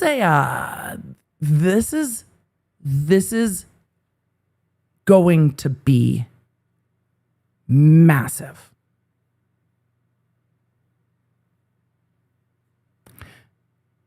And what people do from now is also going to be noted. Because all of a sudden, October 17th, everybody's like, shit, my phone broke. Need a new one. It doesn't matter. Because they have Proctor's phone. I wonder what everybody was busy doing on Friday. I wonder what Proctor's attorney said to Proctor. Oh no. So back to the unexpectedly large volume. Proctor said it was all gone, and it's not. Review of the extraction is underway, and the Commonwealth has identified materials that it reasonably believes to be discoverable in the King matter and in other cases where Proctor was a witness. And then they cite case law saying disclosure of exculpatory information arising from unrelated grand jury proceeding, part of prosecutor's official duty, and may be disclosed without order of court unless prosecutor seeks a protective order limiting disclosure. In addition, where appropriate and consistent with the Commonwealth's obligations, the Commonwealth will produce pertinent information to individual law enforcement agencies.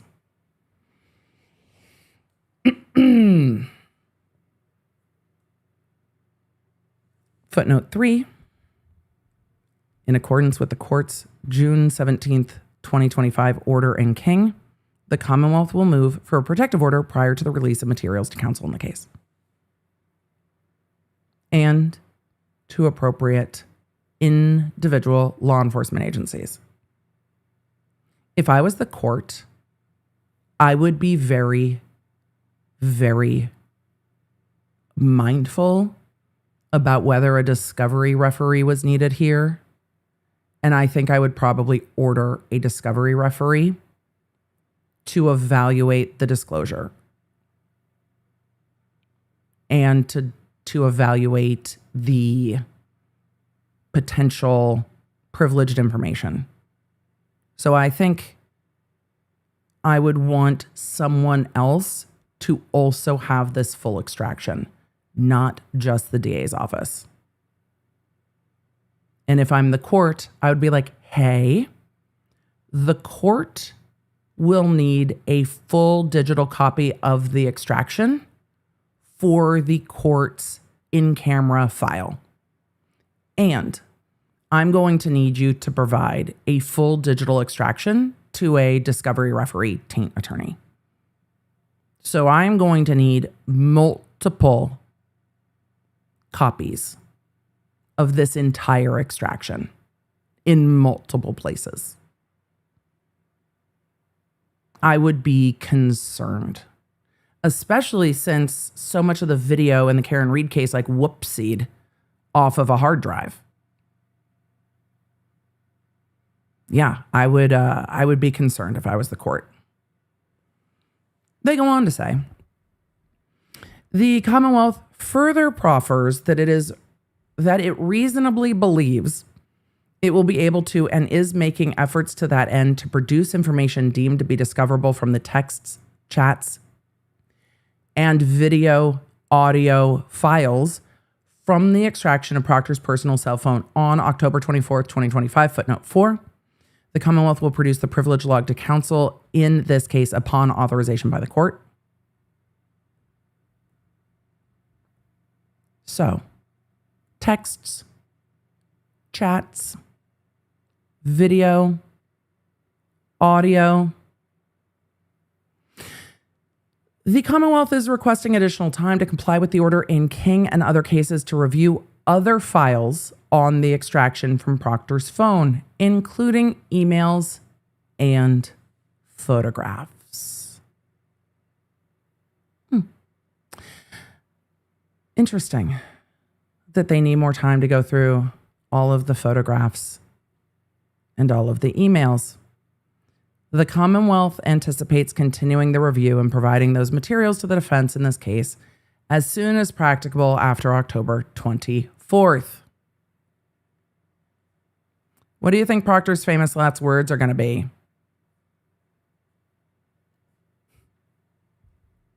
I'm cooked.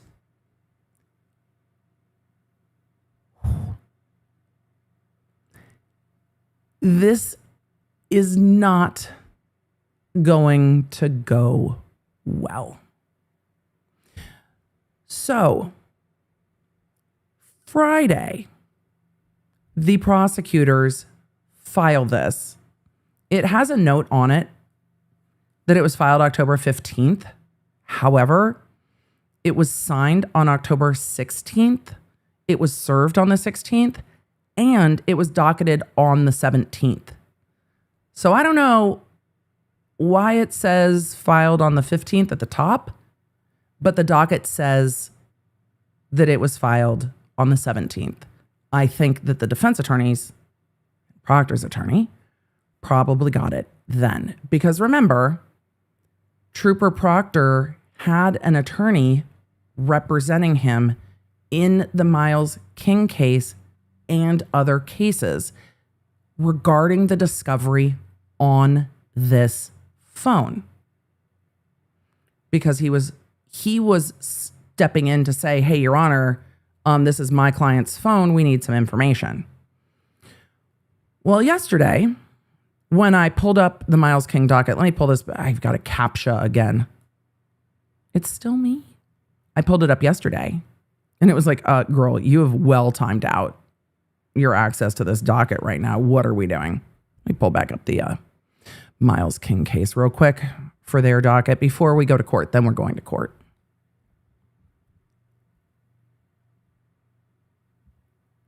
I am just spinny wheeling on this docket right now.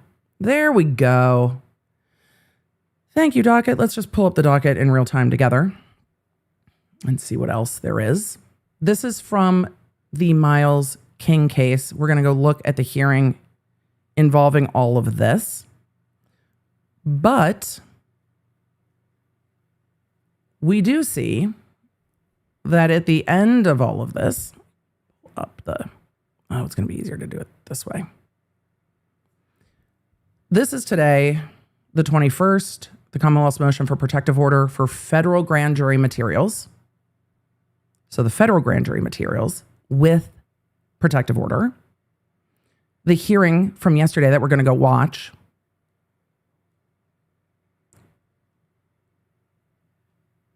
The notice of withdrawal filed. 10/20 attorney appearance. On this date, Daniel Moynihan Jr., Esquire, dismissed and withdrawn for witness Michael Proctor.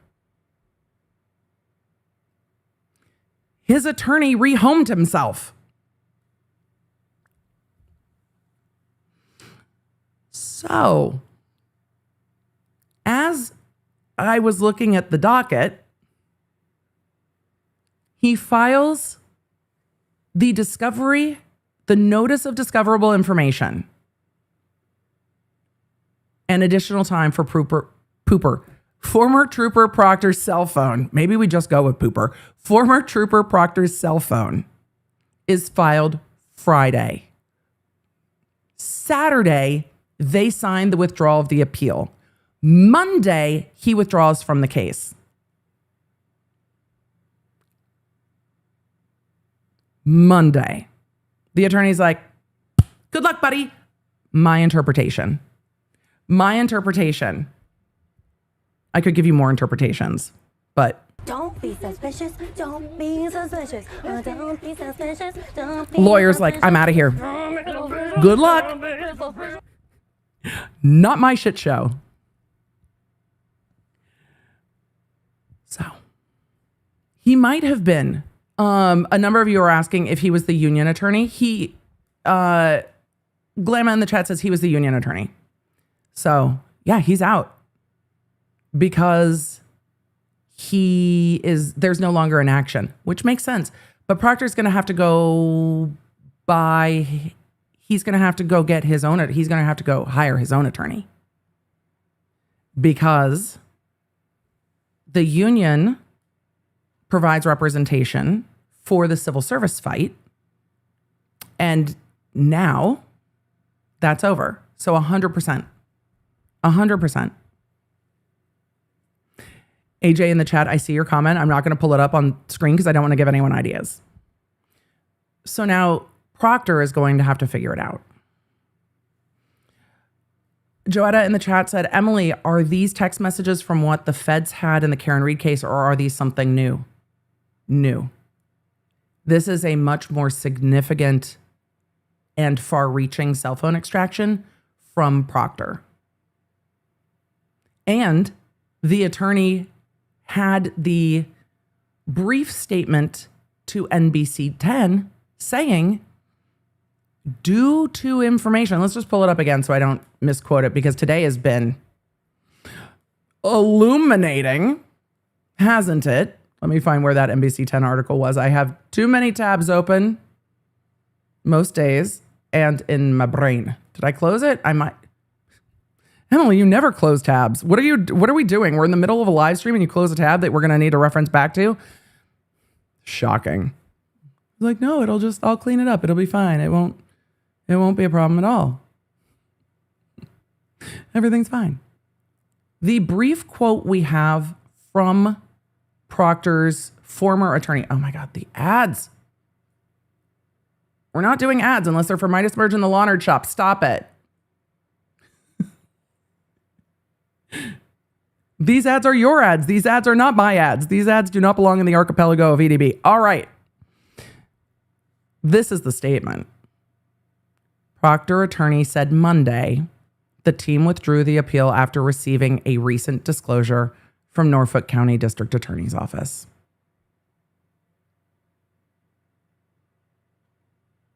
That's why. We know why. We would have guessed this.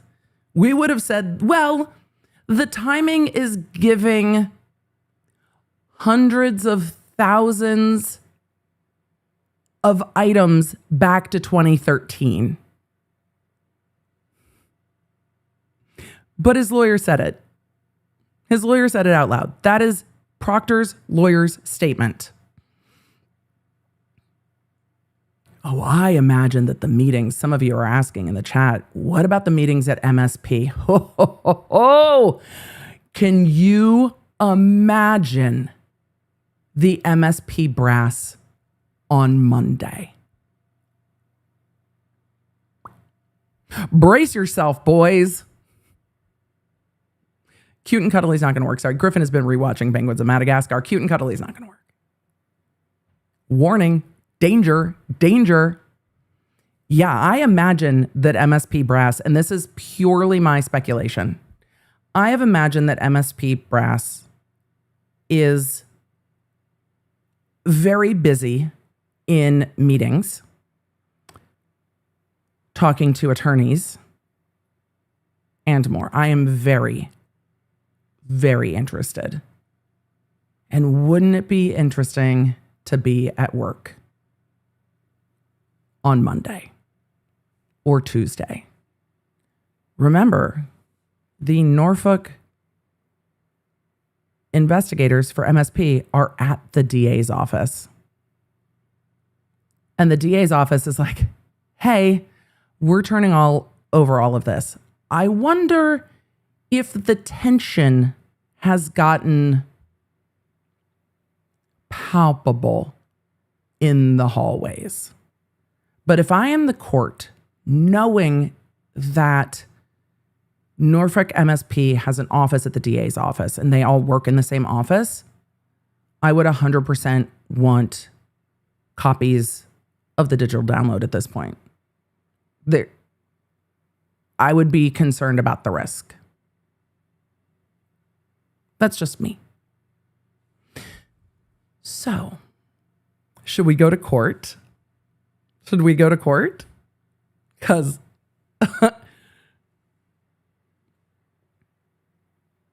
I figured we had spent, my birthday. Today we're spending Octo's birthday in court, but we have spent my birthday in the Karen Reed case for like the last 2 years.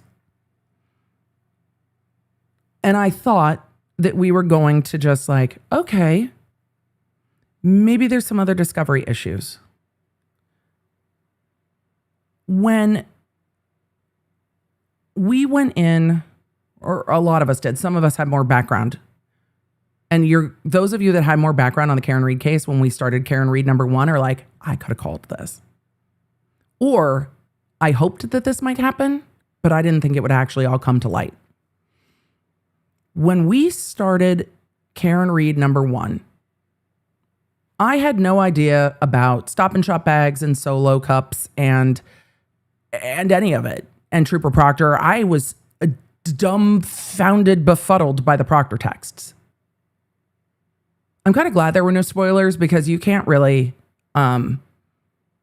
prepare yourself for seeing that for the first time in real time, which is why I always say in the chat, no spoilers, because there are some things that are just, you can't undo that first, like, holy shit, I was there when, in real time. So when we went into Karen Reed 1 as jurors, I didn't think we would end up here.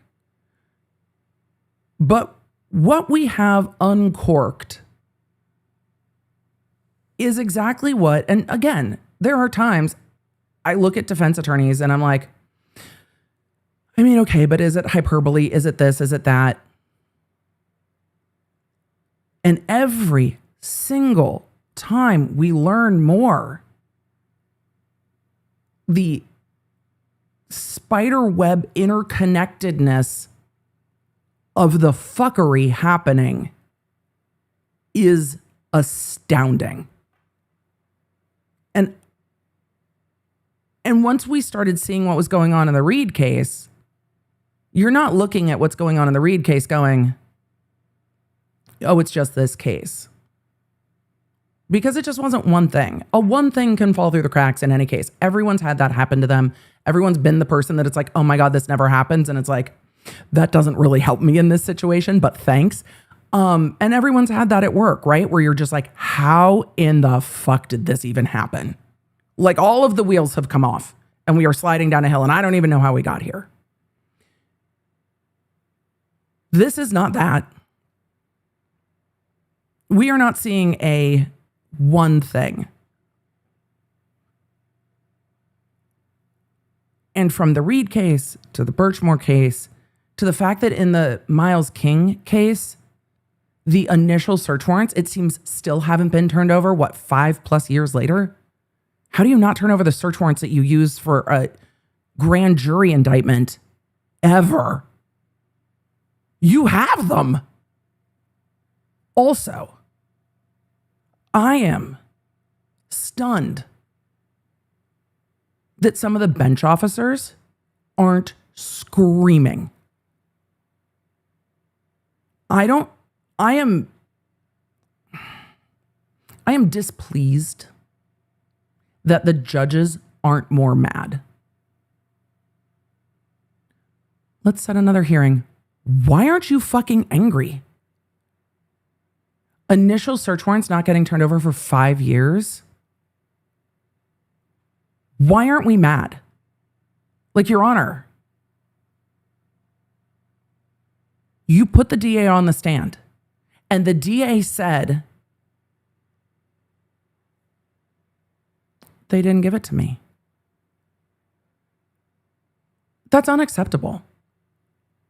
How is everybody just chill? Stop being chill. Well, they just don't turn it over. Don't you have calendars to manage?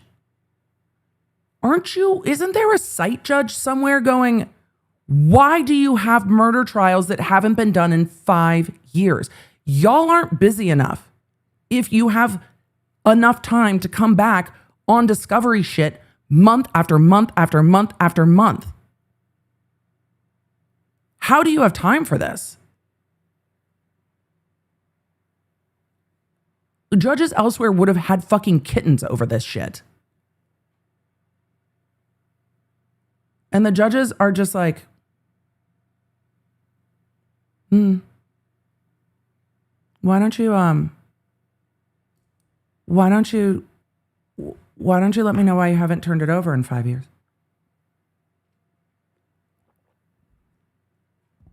That's not how courts should run. The defense bar must be so stressed all of the time. Also, being a prosecutor is generally a stressful job. These prosecutors don't seem stressed, and maybe it's because nobody seems to give a fuck. I imagine that the victims give a fuck, and I imagine that the defendants give a fuck. I imagine that the families connected to this on either side give a fuck. I would imagine that those coming into jury duty give a fuck. And I imagine those living in Norfolk seeing these cases are like, are you kidding me? Also, if you live in Norfolk and you've ever paid a traffic ticket, are you pissed? Like, why am I paying you people anything? Because if I went to court on my traffic ticket, you probably wouldn't show up. And I hate it when defense bars do this. I do. But if I was the defense bar, if I was in the defense bar in Norfolk County, particularly, I think I would get to the point where I'm like, you know what? We're all just going to link arms and clog this shit up. We're not going to plea. We're not going to waive time. We're going to go to trial. The problem is, if you do not have judges that will enforce things like overturning convictions when exculpatory evidence isn't turned over, making that kind of a stand doesn't do anything but hurt the defendants. Because if no one is going to overturn convictions when discovery isn't turned over, then you really just put the defense attorneys and the defendants in a really bad spot. But I imagine that the defense bar is incredibly frustrated. Yeah, the speedy trial thing is wild to me. It really is. I don't understand how there isn't any type of speedy trial right. Like, I don't understand how that's not happening. And I don't know if any of the criminal defendants have the right case to sue over that. And I don't know the history in Massachusetts well enough. This is probably where we should just, everybody's like, are you ever going to talk to Yannetti? This is actually the conversation I would love to have with Attorney Yannetti, because I can't imagine sitting there going, okay, so like speedy trial is a recognized constitutional right, but I would need to look at how the federal constitution got ingrained into Massachusetts and how that all happened, because there has to be balances. And if the DA's office can just be like, I mean, I'll turn it over whenever, where's the balance on that? Also, for victims' families to linger for 5 years is miserable to them. Anyone who's been, unfortunately, on that side, either as a victim, family member, friends, victims' assistants, the stress that causes on people changes you, waiting for something to finally go to court. And that's the same on the defense side.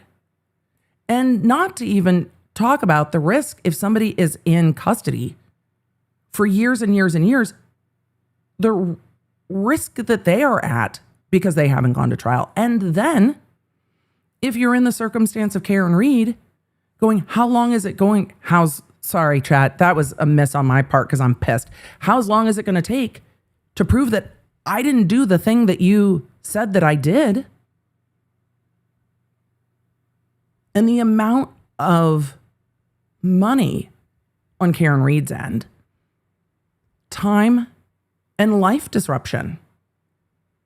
I mean, Karen Reed, whatever, and I know that there are people who have feelings on any end of the spectrum of her interviews and of this and of that.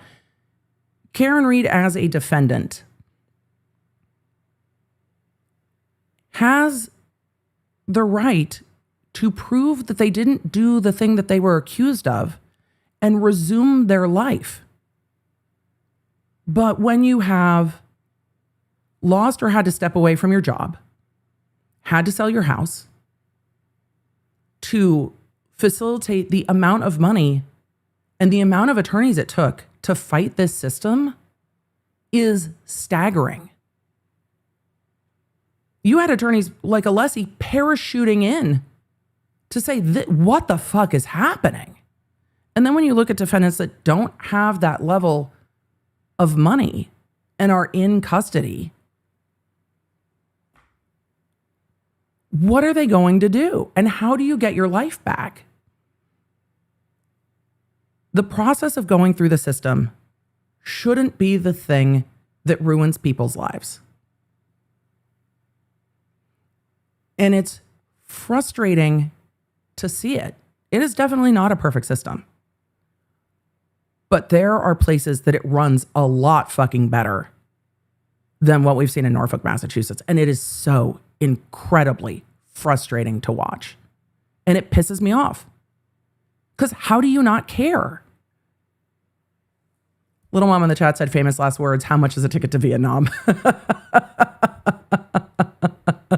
Maybe. But I don't understand how everyone at the DA's office are just like, it's fine. And you choose that job. Like, you don't accidentally wake up one day and go to law school. Like, A, the application process is much. B, the LSAT, though that's getting phased out. And C, it's fucking expensive to choose to go to law school and then to choose to work at a prosecutor's office are a lot of very, very significant choices. To opt in and then just be like, it's fine. I have a pension. Ugh. I hate all of it. It's just, I don't know how you undo this, but to me, it's going to have to start with the bench, because if the referees, for those of you that have played sports, for referees that aren't going to hold people to account, then in water polo, people are going to play as dirty as they want to play. If the refs aren't going to call it, it's like, oh, today that's not a foul? Great. We're going to play water polo with a side of try not to drown. Good luck. So if the refs aren't calling things, people will play to the game where they're at. If the refs are calling all the fouls, people will adjust. You see it all the time. They will play to the refs. Refs are calling everything, you back off. Refs are calling nothing, you lean all the way fucking in. And the referees are calling nothing. And it is frustrated. Beth, in some law schools, they are no longer requiring the LSAT. Not everywhere, but in some. There are now other options. So I am sorry, residents of Norfolk. because this is so frustrating. And I wish I could undo it. All of you deserve to live in an area where you're like, hey, if things go wrong, it'll get taken care of. And you have to have a bench that's willing to stand up and say, this is bullshit.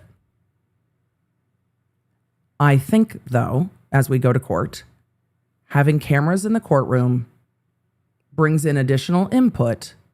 And if people aren't inclined to make any change, maybe they'll just be embarrassed. And it also opens the door for other elected officials to come in and say, hey, this is a fuckload of bullshit. Let's not do that.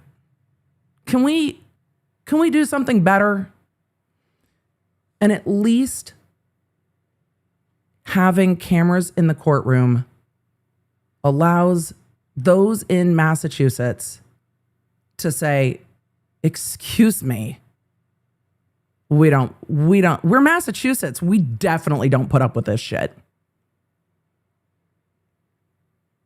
So we will see. But I imagine those in Norfolk County are pissed. And you have every right to be. So we're going to keep an eye on it because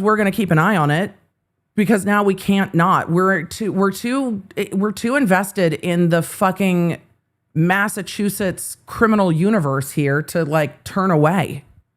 We're in. We're in. And when we see courts that are working well, isn't it such a relief? Don't you just feel more taken care of when we go into a judge's court where we're like, oh, this judge has it handled? You're just like, oh, good. Let's see what happens. But when you're here, you're anxious. Who's in charge? Nobody's in charge. Somebody be in charge.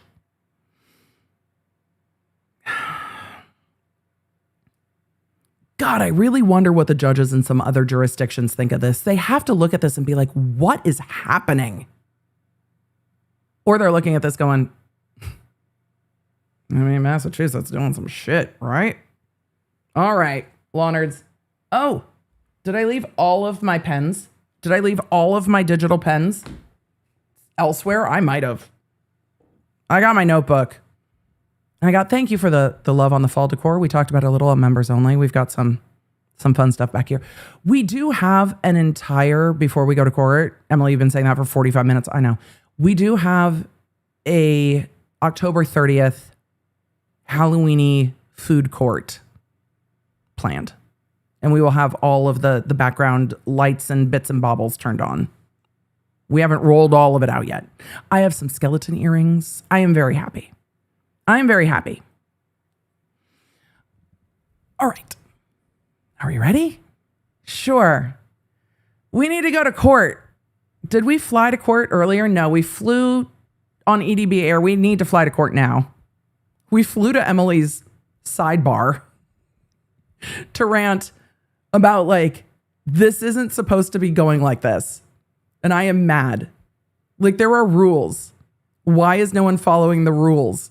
All of my neurospicy and rule followers who are like, wait a second. I am following the rules. Why is no one else following the rules? I am pissed because I did what I was supposed to do. Why aren't you all on board? Yeah, I'm with you. I'm mad. Society has rules, people. And when you are in the business of criminal courts, you have to adhere to those rules.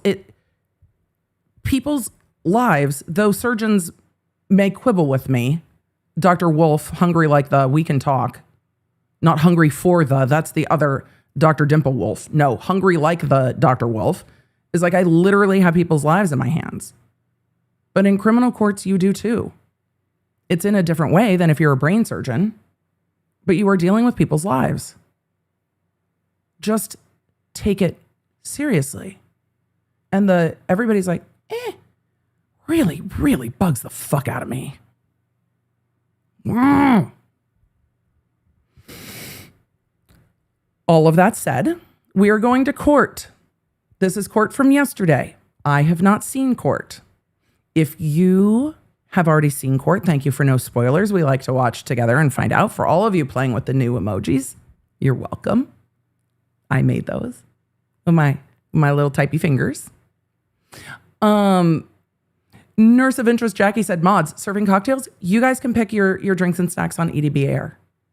Just wave your magic EDB Air wand. You can have whatever you want. Also, it was yesterday that I realized that Steak and Shake, some of you know, some of you don't, but Steak and Shake at the moment has a Biscoff milkshake. I was unaware. That is on my list for this week while I have friends in town. Let's not Erewhon. No, no Erewhon. Wolf Kiara said, is it an Adam and Eve wand? I mean, you need to stow that in your luggage. That needs to go in your luggage. I am proud of the emotes. I made them. Here's why I'm so proud. Because when I was prepping for the podcast that I ended up recording late, so sorry, Team Baker, which throws off our entire editing schedule. And it is always invariably my fault. And then our 30 to 45 minute podcast ended up being like 2+ hours. As I was prepping, I was in the middle of pulling court documents and I went, oh, wait, wouldn't it be great if we just kind of updated our emojis to kind of fit the EDB Air vibe and to add our little ghosty with the coffee mug and the things? Wouldn't it be fun? And then I went to go do that. I was like, and then you see how long it took me to record the podcast. Those of you that watch in the background with me. All right, let's fly to court. Let's fly to court.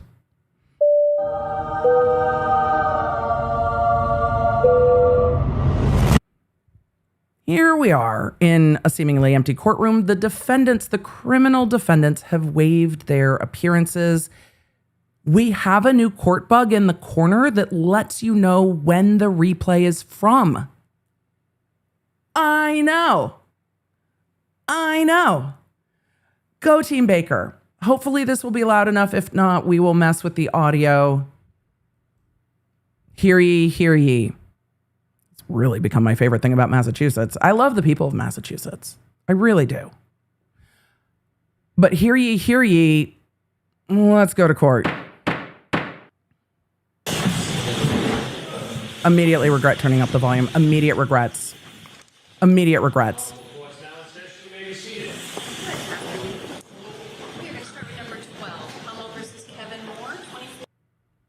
The background noise is terrible. We might have to zoom if this is a different case. But I didn't want to miss a moment. Don't want to miss a thing.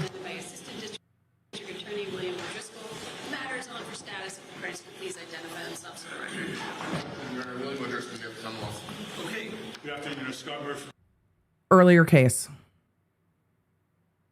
case, but we're making sure we don't miss a moment of this case. And I was just replying to him about court today, so. Okay. He is on his way. Should we wait? No, he's here. Okay, great. Perfect. Mr. Smizer, come on in. Your timing is impeccable. Okay, what are we doing today, Ms. Yes? Your Honor, you had, said to the Different case. We're going to zoom. Oh, it looks like they actually got rid of the cameras. They were like, oh, these are other cases. These are not the cases we're doing. I just want to make sure we don't miss a moment together. But this is how court calendar runs. This case, then that case, then this case, then that case. We now have the attorneys coming in for the cases we are targeting. But man, this audio. 5 is Kummel versus Miles King, 21 CR. Look at that timing. Emily, you should have zoomed in advance and timestamped. I told you that Octo got in yesterday. My friend Chris got into town. We haven't all been in the same place at the same time in like a year. So no. But look at that. 320. Mr. King, was he brought in today? He was not. Okay, his presence presence was waived today. Oh, because Attorney Scapicchio could not be here, but I believe I am standing in Attorney Crosby on behalf of Attorney Scapicchio on behalf of Mr. King. Okay, I'm like calling. This is the 5 cases together dealing with the Proctor discovery. Miles King is not present. His attorney's not present. Another attorney is standing in. You don't necessarily need 5 defense attorneys when they're all on the same page. I imagine they're all pretty much on the same fucking page of like, give it to me, baby. And so they're trying to figure out when the prosecution is turning things over. So really, this is a hearing for the prosecution to explain what's going on.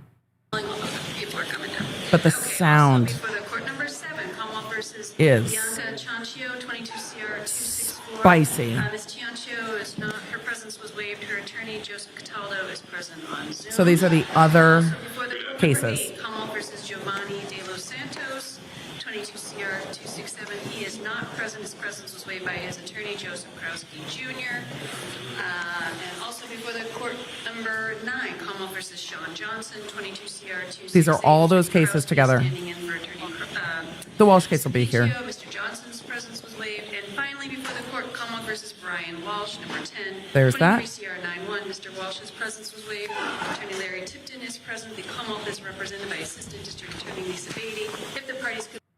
So the parties are going to identify themselves. None of the defendants are in court. The closed captionings were on and then they were off when I jumped. Sorry about that, chat. Thank you for asking. I appreciate it.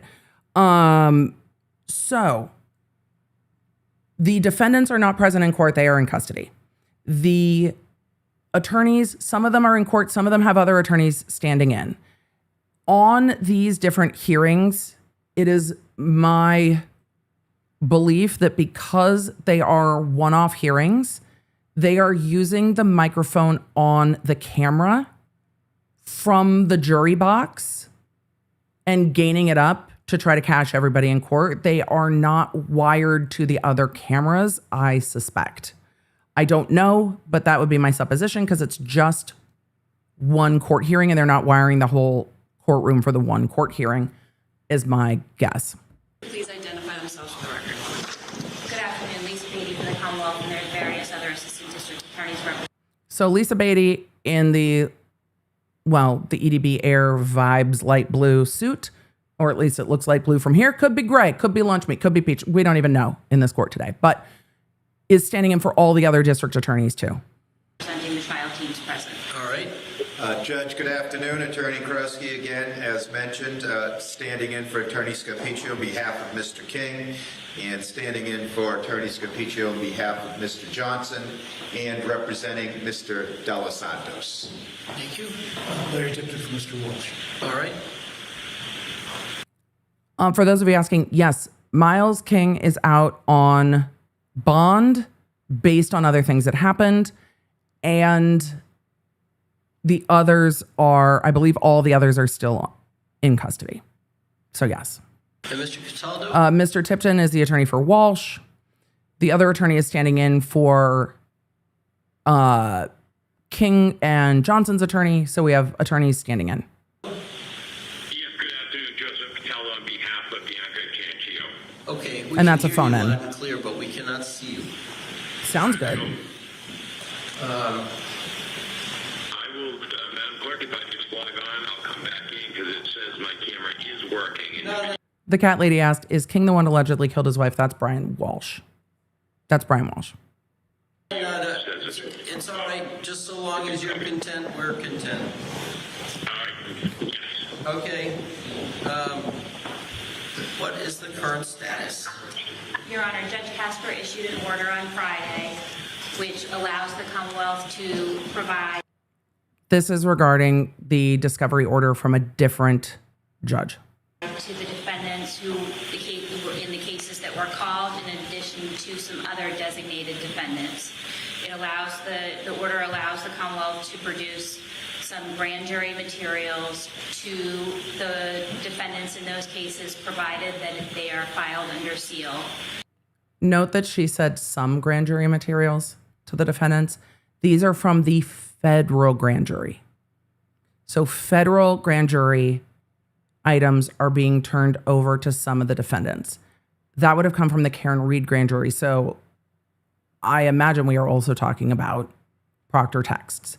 And those are going to be turned over. The order that was issued on Friday, we are also allowed to produce to the parties in the court as long as it's filed under seal, and an index. Again, as long as it's filed under seal. So I have those materials present for the people who are here today, and logistics are making this a little bit complicated for people who aren't present. But we have some There's not like a drive link. signed motions for protective orders and a draft order for this court. And assuming that the court endorses the draft order, then the attorneys can start signing the acknowledgement, which is at the bottom of the draft order, and the materials can be produced. There's a draft order for this court to consider? Yes. So I don't know. This is a signed one on Walsh. They're all identical at this point in time. All right, let me take a look. Yes. Yes, thank you.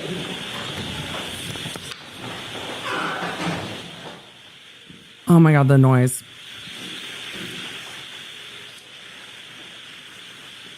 Oh my goodness, the noise. So we are taking a look at the hearing regarding the documents and the things that we covered. So we have 2 defense attorneys in court. We have 1 on the phone, and we have others that are elsewhere and having somebody stand in for them. That's not unusual. And the judge is looking at those orders.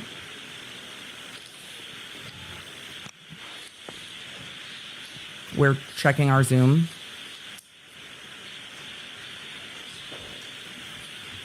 What? The background noise. The judge is reviewing the order. The closed captioning is picking up the white noise as music. That's how loud it is. It is just something. This was after. So Natalie, this is a great question. Natalie asked, was this before Proctor withdrew? No, this is the afternoon on Monday, yesterday. So Proctor filed that on Saturday. It hit the docket on Monday. The hearing was supposed to be on Tuesday, but it hit the docket on Monday, I imagine morning, and then it was known about by Ted Daniel and then others from there afterwards. This hearing was Monday, October 20th, 2025 at 2:30 p.m. Eastern. So this was later in that day and after Proctor had withdrawn his appeal, and then after Proctor's attorney would have withdrawn from this. So the judge is looking at the order. The proposed order and the Commonwealth's motion for protective order. I also have a copy of the index and the order of Judge Casper if you want to review those. The noise is so bad. The index is the index. Let me see if I can turn it down natively, but this is from the live stream feed. I just want to make sure that I think they amplified the sound on their end, and that's why the white noise is so loud, but I'm going to try to gain that down even a little bit more. This is, there's not much you can do to pull out white noise like that, but the court reviewed the order. The index is Proctor's log. We're fucked. Proctor's log for the privilege log from the phone. That's the log that they're talking about getting turned over. Not like it's big, it's heavy, it's wood. No, different log. Okay, I have seen that. This only covers certain grand jury material that does not include or reference the TUI materials, right? The way that the process worked was that both items were considered grand jury materials because one was an exhibit in the grand jury. So they are both grand jury materials, as I understand it, based on. Now I want to make sure that is the index also. Yeah, the index is also referenced in. Let me just see for a second. In your proposed motion, protective order. So there is no separate TUI materials. It's all grand jury materials.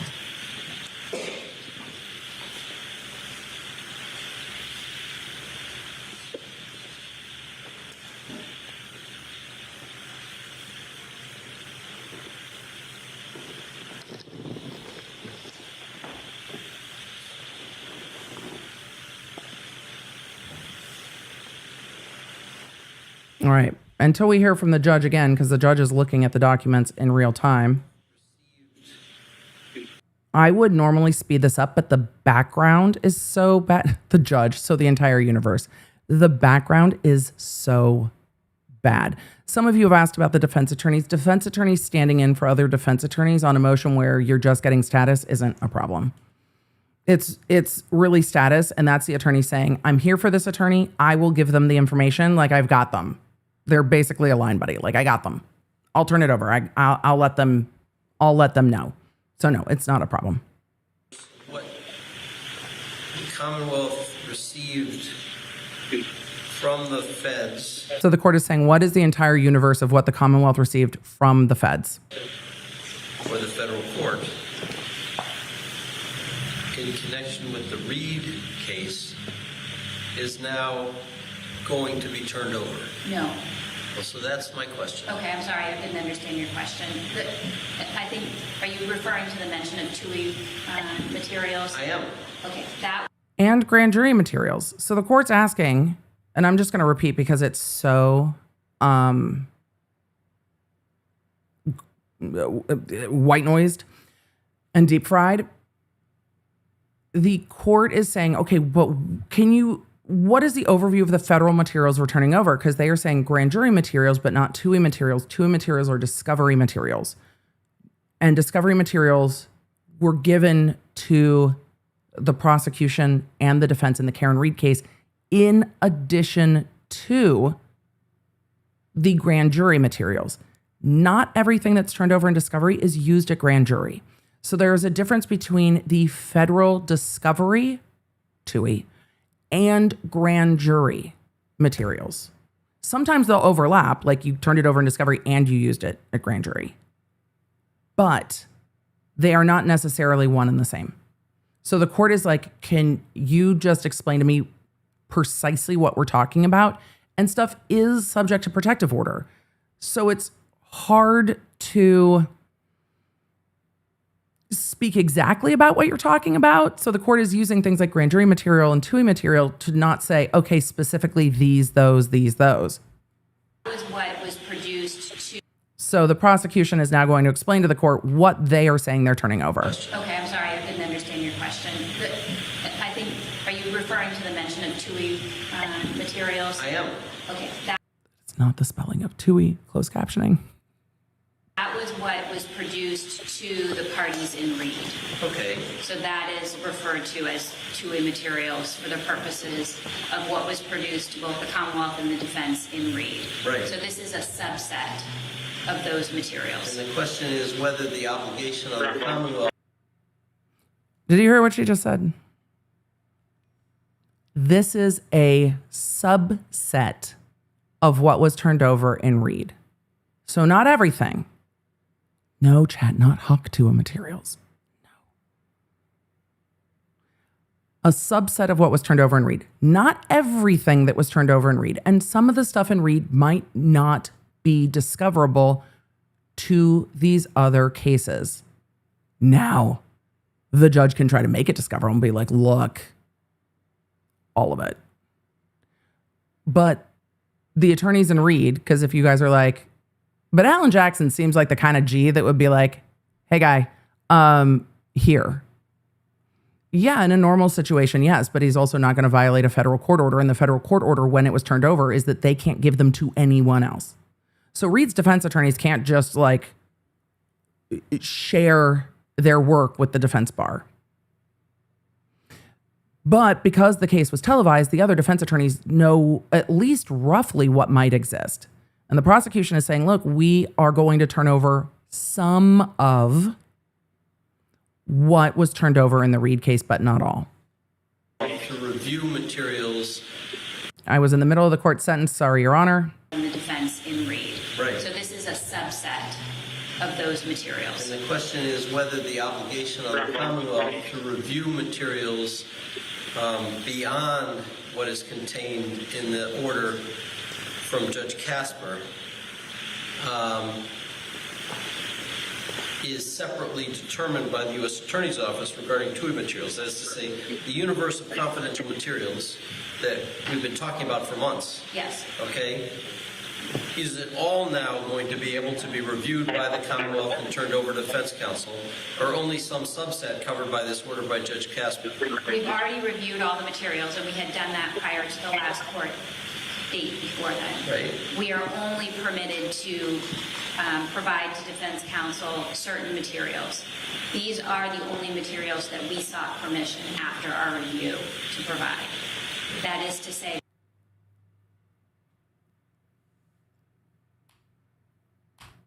What did you just say?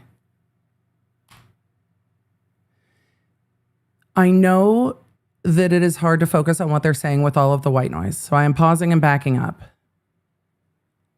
Because what did you just say? Oh my God. Oh my God. The prosecutor just said we're only permitted to turn over these certain things because that's what we asked to turn over. So we asked for this and they said yes, but we didn't ask for all of it. You didn't seek all of it.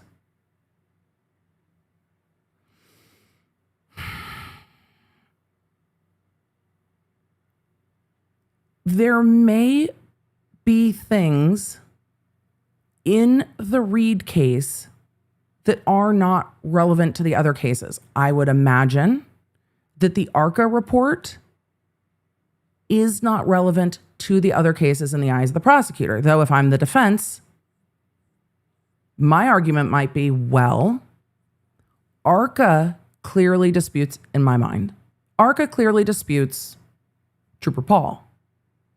If Trooper Paul is involved in this case, and I don't know if Trooper Paul is involved in any of these cases, if Trooper Paul is involved, I would argue that the ARCA report showing Trooper Paul's work is relevant.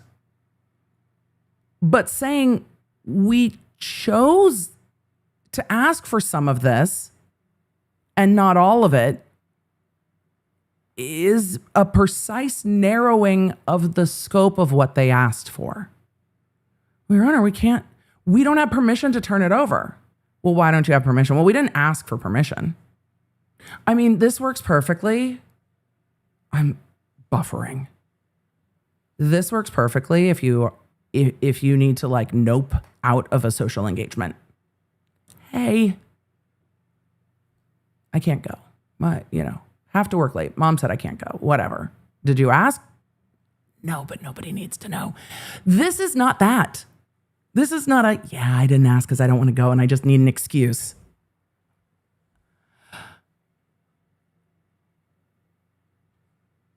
Listen to her say, we only have permission to turn over these things. This is what we sought. What we asked for.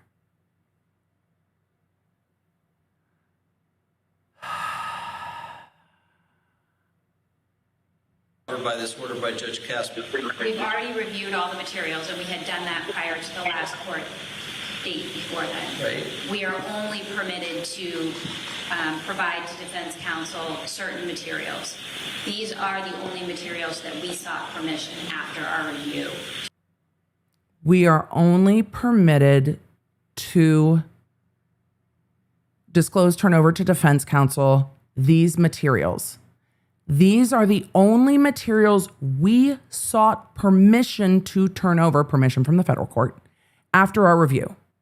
We reviewed it.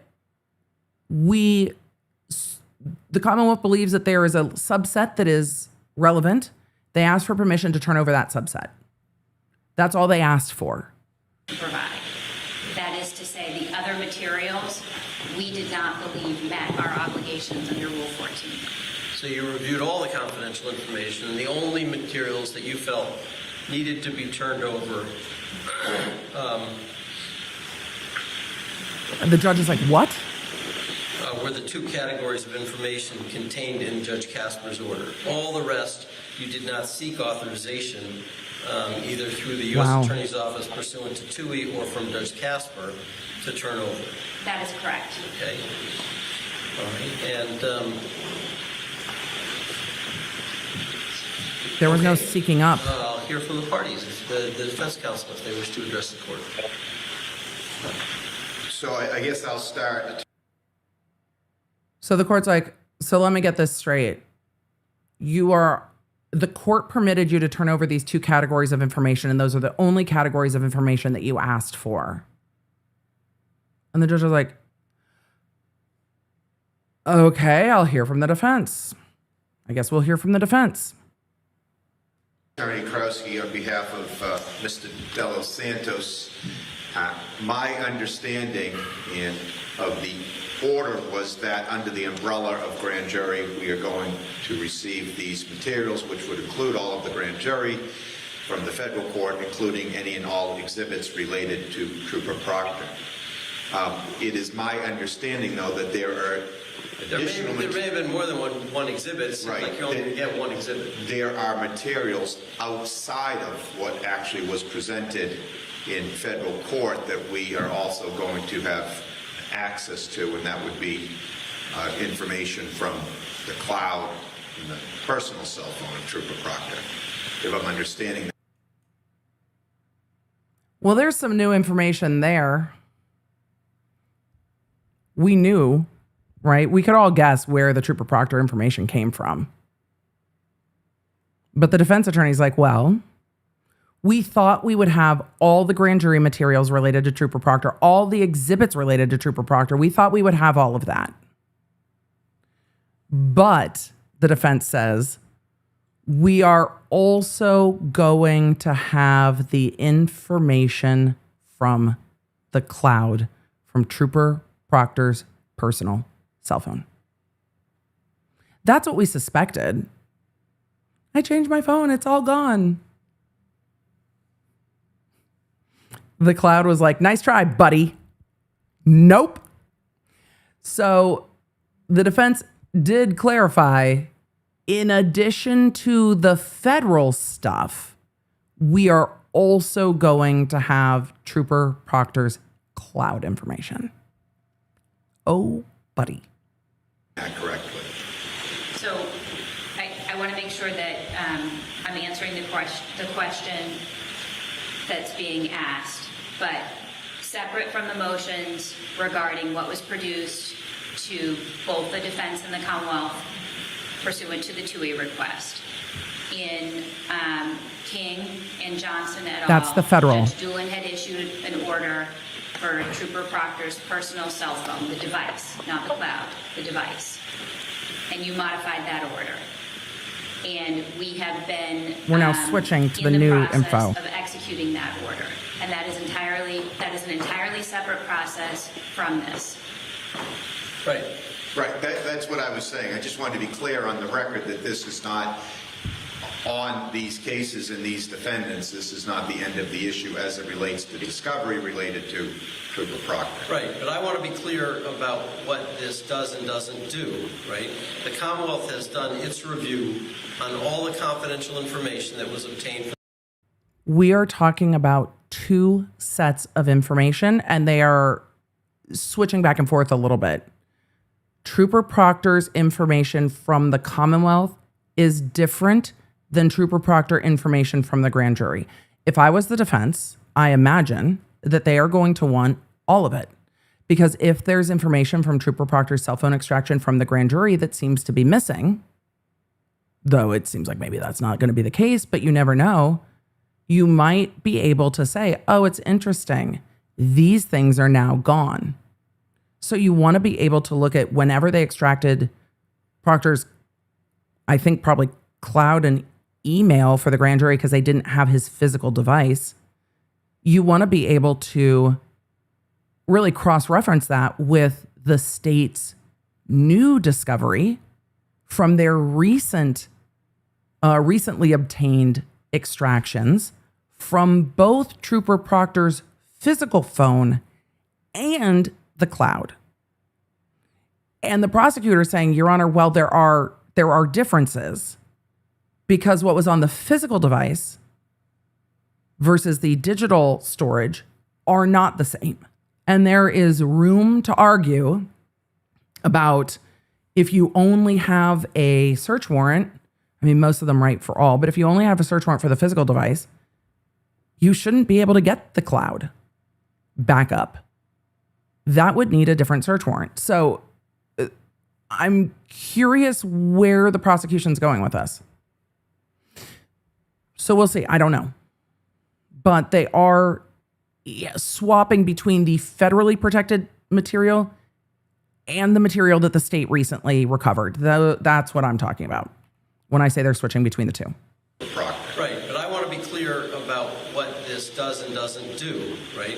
The Commonwealth has done its review on all the confidential information that was obtained from the federal court, has made a determination that what needs to be produced is certain things, and as I understand it, the only things that are authorized to be turned over by Judge Casper are those things that the Commonwealth has already determined are the things that need to be turned over to defense counsel in this case because they constitute exculpatory evidence.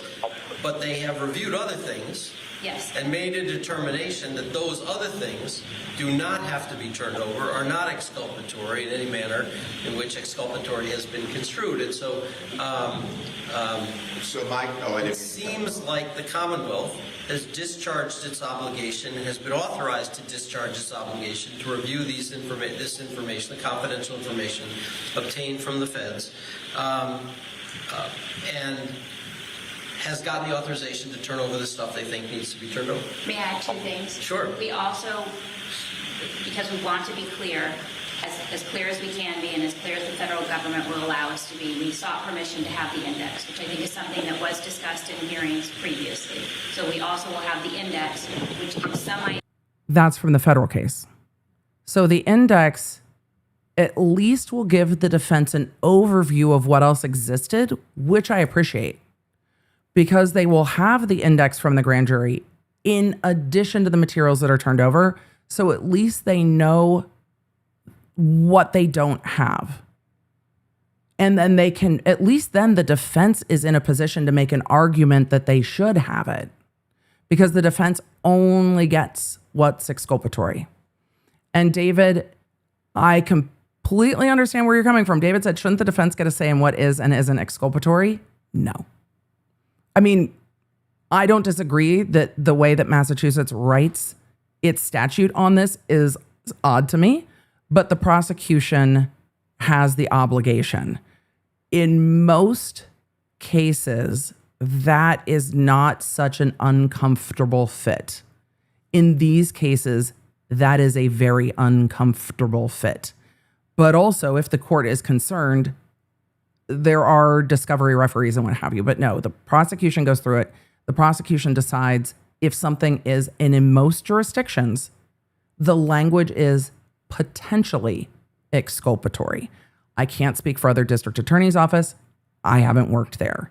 But in Los Angeles, it was, if it's potentially exculpatory, and that word carries a lot of weight. If it's potentially exculpatory, you turn it over, and then you can argue with the court if it's not relevant to come in at trial. So you turn over more, and then you go to the court and say, we turned all of this over. These things shouldn't come in at trial. I understand in Massachusetts where it's like, no, in Norfolk County, where it's like, hey, I have questions. And the standard in Massachusetts is one of the most difficult standards I have ever seen. When you are looking at what counts as exculpatory, go watch my review of the motion to dismiss and for new trial in the Reed case. The standard as it is written in Massachusetts is a very high hurdle for the defense to jump over. because it puts a lot of the weight on the defense to prove things. And in many jurisdictions, the doorway is a bit wider. Like we're dealing with like double French doors. In Massachusetts, we were dealing with like a doorway from like 1650, very narrow and close. So it is just more difficult because of the way their standard is written. It does not say potentially exculpatory. It is. It's like a cat door.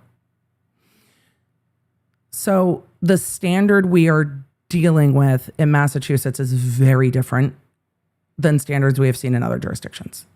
Yes. Lyndon said an old French-style castle Sally Port door. Itty bitty. Teeny, teeny, tiny. Little bitty. Who said hobbit doors? Yes.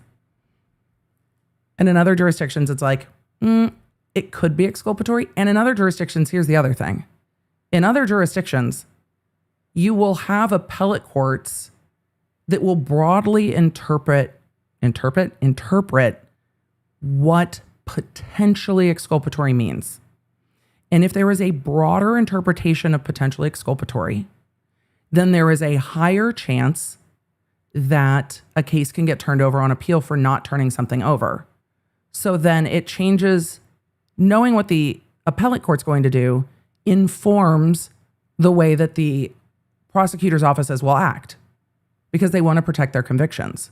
And so they are going to turn over more to make sure that when they go to trial, if they get a conviction, it's not going to get overturned because they construed it too narrowly. And when this doesn't work well, the consequence is that cases get overturned, among other things. Also Baldwin. But when you have the very narrow statute and you have the higher courts also interpreting it that more narrowly, then you end up in a circumstance where the prosecution can interpret it more narrowly because that's consistent with what the courts will interpret it, and the courts will side with them if it goes up on appeal. And we talked about that in the Reed case where I'm like, this standard is tough. It is a tough standard. And the only way that standard gets changed, because that is the next question I'm seeing in the chat, the only way that standard gets changed is if, one, the legislature is like, the way that this is written and the results of what are happening is not what we want. And so we can write new rules. Or the SJC and the appellate courts can look at it and say, this result is not what we interpreted, and then they can reinterpret the statute, and then that case law gets filed or followed. So there's a lot, but it is a very, very high standard in Massachusetts that is difficult. So yes, the prosecution can more narrowly interpret what's exculpatory. It is the prosecution's decision about what is exculpatory that gets turned over, and then the case law interprets that. You're going to ask me the reasonable next question. How can the defense attorneys make motions about what might be exculpatory that they need turned over if they don't know it exists? Well, we see the problem. I am all for turn over more and then don't bring it in at trial. If you have a strong case, it doesn't matter what gets turned over. If you're worried about turning over a piece of evidence because it might be damaging to your case, you shouldn't be filing the case. And if you're worried it might be damaging, it's probably exculpatory and you need to turn it over. Turn over more. Turn over more, put it under a protective order. If your case is strong, it's not going to damage your case. It's continuing on. The prosecution is saying, well, yes, we've reviewed it. And, Your Honor, we're going to give them the index. We're going above and beyond. That is what the prosecution is saying. We're going above and beyond. We're going above and beyond. That those other things do not have to be turned over, are not exculpatory in any manner in which exculpatory has been construed. And so, it seems like the Commonwealth has discharged its obligation and has been authorized to discharge its obligation to review this information, the confidential information obtained from the feds, and has gotten the authorization to turn over the stuff they think needs to be turned over. May I add two things? Sure. We also, So the court said, okay, so the Commonwealth has done what they're obligated to do. because we want to be clear, as clear as we can be and as clear as the federal government will allow us to be, we sought permission to have the index, which I think is something that was discussed in hearings previously. So we also will have the index, which gives some idea of materials that we did not seek authorization to provide and do not have authorization to provide and are not providing. And then... and that's the index of other materials. Correct. Okay? And That's from the that will, federal case. Between the stuff that is authorized to be produced and will be produced, subject to a protective order, and the index, the defense will know all of the stuff that you reviewed. And in Is that right? That's correct. That's the intention. Is so that there's not a big mystery about what the other materials were. And in addition, and why those, as outlined in the U.S. Attorney's Office letter, why those other items are not Rule 14 material in these cases. I'm sorry, the index indicates why they are not Rule 14? It provides, the index itself doesn't provide that, but reading the index, I think, provides some information about why they're not Rule 14 material. Okay. And then... When she says not Rule 14 material, she means not obligated for the District Attorney's Office of Massachusetts to turn over. So every time she says not Rule 14, she means just interpret it in your brain as not discoverable. Rule 14 just substituted out for discovery or discoverable. Not Rule 14, not discoverable. This is Rule 14 material is discoverable. Finally, the order now contemplates or orders a return or destroy date of the other materials of October. Cat's Pajamas said provided they title the index appropriately. The index, it's from listening to this, it is my understanding that the index is the Fed's index, not a creation from this district attorney's office, but from the U.S. Attorney's Office. It is their grand jury index, not something made here. October 31st. I do have some concerns, obviously, in The defense. thinking about a reservation of rights. Of course you do. On behalf of the defendants, because we're in this unique position here where the government is really the arbiter of what is or what is not Rule 14 exculpatory information. My concern is once we start getting into the actual discovery, it might become obvious to us that other information is out there that is not discovery. It's a very difficult thing from the position of a prosecutor to make a determination, not knowing the defendants and the defendant's theory of the case, what is or is not exculpatory. So I am concerned with these, quote, other materials being destroyed on October 31st, and I think there should be something put in place where we can at least have those documents set aside, not subject yet to any type of disclosure, but set aside for a potential future review. So you're... This is dealing with the feds. And remember, what we heard a few hearings ago is that when they reached out to the feds were like, we don't have to tell you shit. We're not doing anything. So this is talking about what the feds have, not what Norfolk has, is my understanding, though it could be what Norfolk has from the feds. So we will see if they clarify who is doing the document disposing. All right. This return or destroy provision, and I just want to make it clear that it is the intention of the District Attorney's Office to comply with the federal court order. We will be returning a set of documents and destroying all extra documents. Okay. I appreciate the clarification. So scratch what I just said.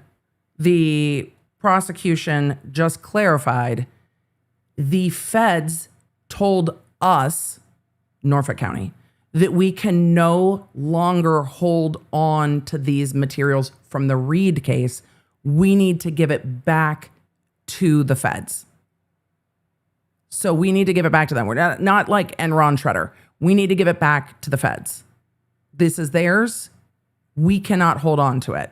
So it's the Fed information that was discovered to the Commonwealth and the defense in the Reed case. And the feds have said, you have to give us back our shit. It's not just floating around your offices. That is under a federal protective order. Give it back. So, being sent back to the feds, not into the shredder. Continuing on. So the defendants have had the ability to make TUI requests, to seek to intervene, and have not. We are confident that we have met our Rule 14 obligations, and I would tell the court, and the other assistant district attorneys who participated would tell the court if they were not confident. And again, I think the index will be helpful, and I'm able to provide that index today. Okay, I think what I will do is... I thought that a number of the defense attorneys had made TUI requests to the feds. She is saying they didn't make discovery. The defense attorneys in these cases didn't make requests to the feds. I think what I will do is, in an abundance of caution. Yep, we would love that. That's my better judgment, because I really don't want to have another hearing in this. But I will schedule a time to see anybody who wants to be heard on the issue of the other list sometime next week, after you folks have seen it and have had a week with it, to consider whether you think there's anything that you need to bring to the prosecutor's attention about the things that might be on that other list. The index. You obviously don't have the other list, so you shoot blind right now. Yep. You'll have it today, and you'll be able to come to some sort of conclusion as to whether you think, given the information on that list, you have some reason to believe that it would contain exculpatory information, based on the chronologies in your case or whatever else it is. Step back to get my phone. Sure. So they're going to pick another date. The defense attorneys are going to get the... Oh, I was talking over Mr. Walsh's attorney, so he's going to jump in. The prosecutor went to get their phone to try to pick a date, and it looks like we're going to be back in court on this again, trying to figure out. The defense attorneys are like, there might be more there we need, and we can't ask for it because we don't know what's there. How are you so... Can you give me this? What is this? Well, I don't know. What do you have? Well, tell me what you want. What you really, really want. Well, I don't know. What do you have? Well, I'm not going to tell you what I have unless you ask me for it. Okay, but discovery should not be a fucking game of Go Fish. In fact, it's supposed to exactly be not a game of Go Fish.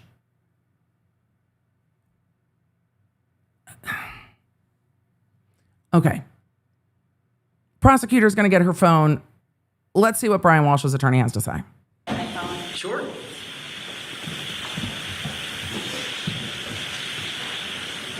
And just so the record's clear, Mr. Walsh joins in exactly what Oh, that's it. Mr. Walsh agrees. I am back here on October 30th. I don't know if that's a good date for the parties. I don't know. Well, it's certainly a good date for me.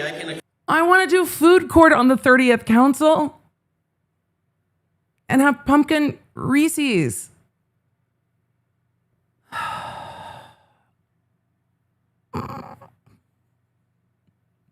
Scary Mac in the chat said, I was thinking the same thing, Emily. Do you have any sevens? Go Fish. No. Accommodate you on the 30th, but it's a little bit close to the destroyer return date. Yes. I would think. Yes, let's give more time. Yes. Let's not do it the 30th. Good call, Your Honor. I can't speak for Attorney Scapicio. It's really the only date next week I can do. I'm out of state in federal court at the beginning of the week.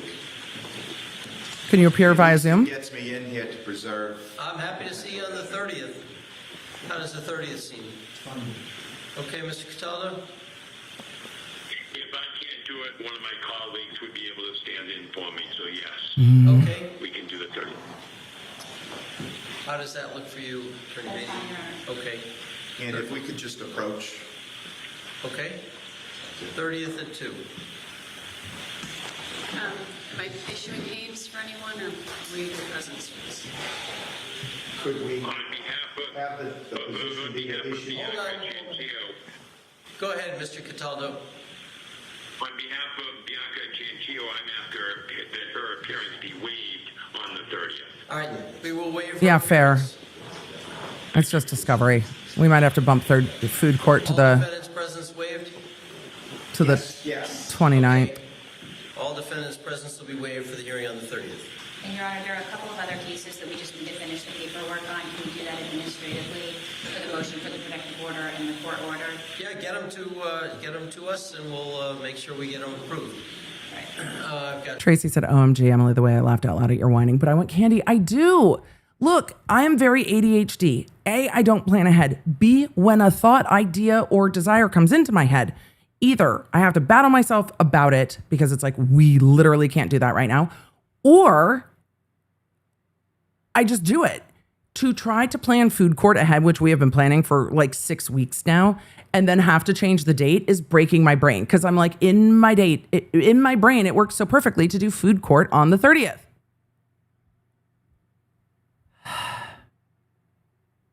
But no, we'll bump it a day forward. It's fine. Time is a construct. We'll call the 29th the 30th and it'll be fair. So we're going to be going to court, it seems, the afternoon of the 30th. We'll bring snacks for court and for food court. We'll just 2 days. We'll do it for 2 days. Because again, we're going to get more substantive argument over the federal stuff when the defense has had a time to see what even might be there. And then come into court and say, Your Honor, I want this, I want that. Or maybe we just do food court on the 30th and summarize it, but they might still move this date. I feel like there's going to be a fight on the 30th over whether or not this stuff gets turned over. The 31st SLV in the chat is the 31st is return or destroy, and that's a Friday. Like, what are they going to get done on the 30th? I mean, we could always cover it later. I'll poll you guys next week. We'll think about it. I'll poll you guys next week and we'll see if we want to just cover it the next week. And do food court on the 30th anyway. We'll see. We'll poll later. But we will still do food court. We just might do it the day before. And then cover this the same day. Because I feel like it's going to be a fight. And I really want to know what else there is from Proctor. Truly. But we'll still do food court next week. All right, let's continue. To here, let's see. And then if we could have the orders that you've endorsed back just for now so that I can have the attorneys acknowledge them. And then we will bring them back to the clerk. Okay. And we saw those protective orders got signed.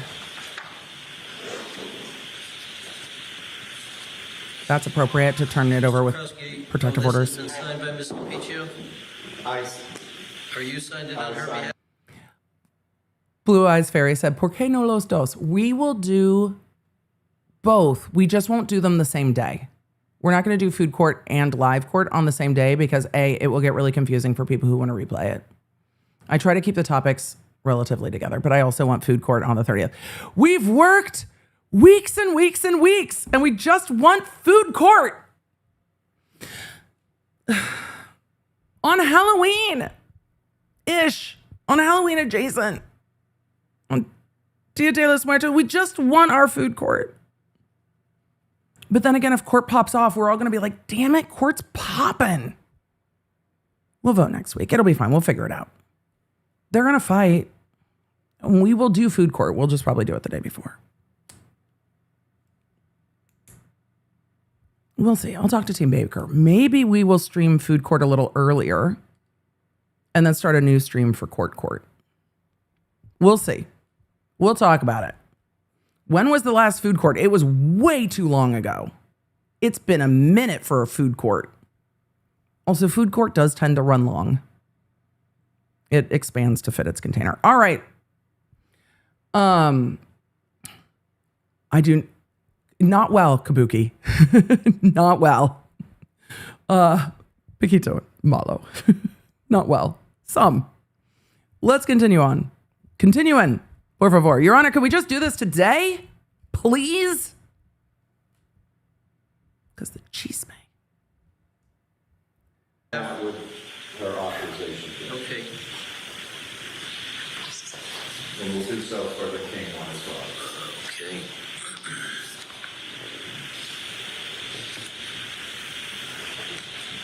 For those of you asking about food court, we cover all food-related cases and sometimes food-related fuckery, and there are some food-related lawsuits. It's like we all go to the mall together. We sit in the food court at the mall in like 1992 and chat about people suing over food, companies suing each other over food.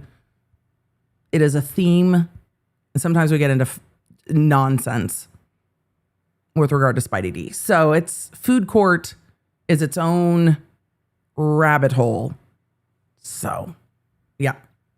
Yep. So I've signed 3 of them. I'm sure I'll get another. All right, these are the 13 protective orders. Yep, to sign. Okay. Your Honor, do you want a copy of the index? Food court is a favorite. Yes. I'll wait to see if I need to see a copy of the index. Thank you. Okay. I feel like the court needs a separate file of literally everything in this case.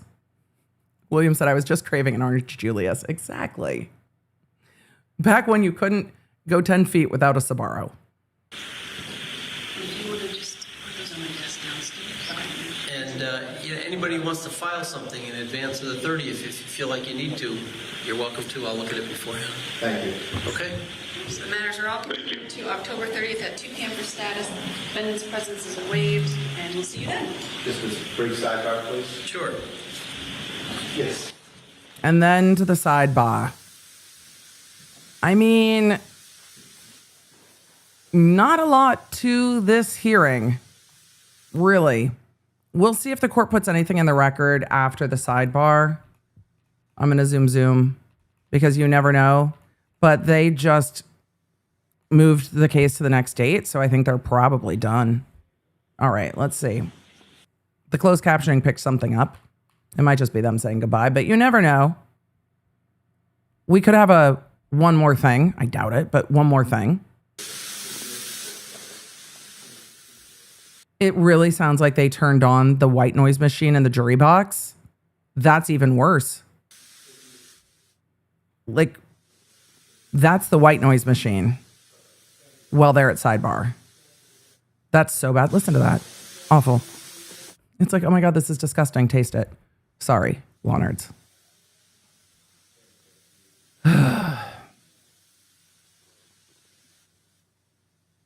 Somebody was saying thank you. That's it. Thank you, Judge. Thank you. Attorney Cataldo.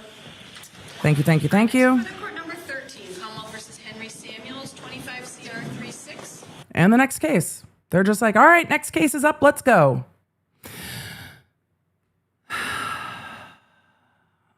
Okay. Well, here we are. Let us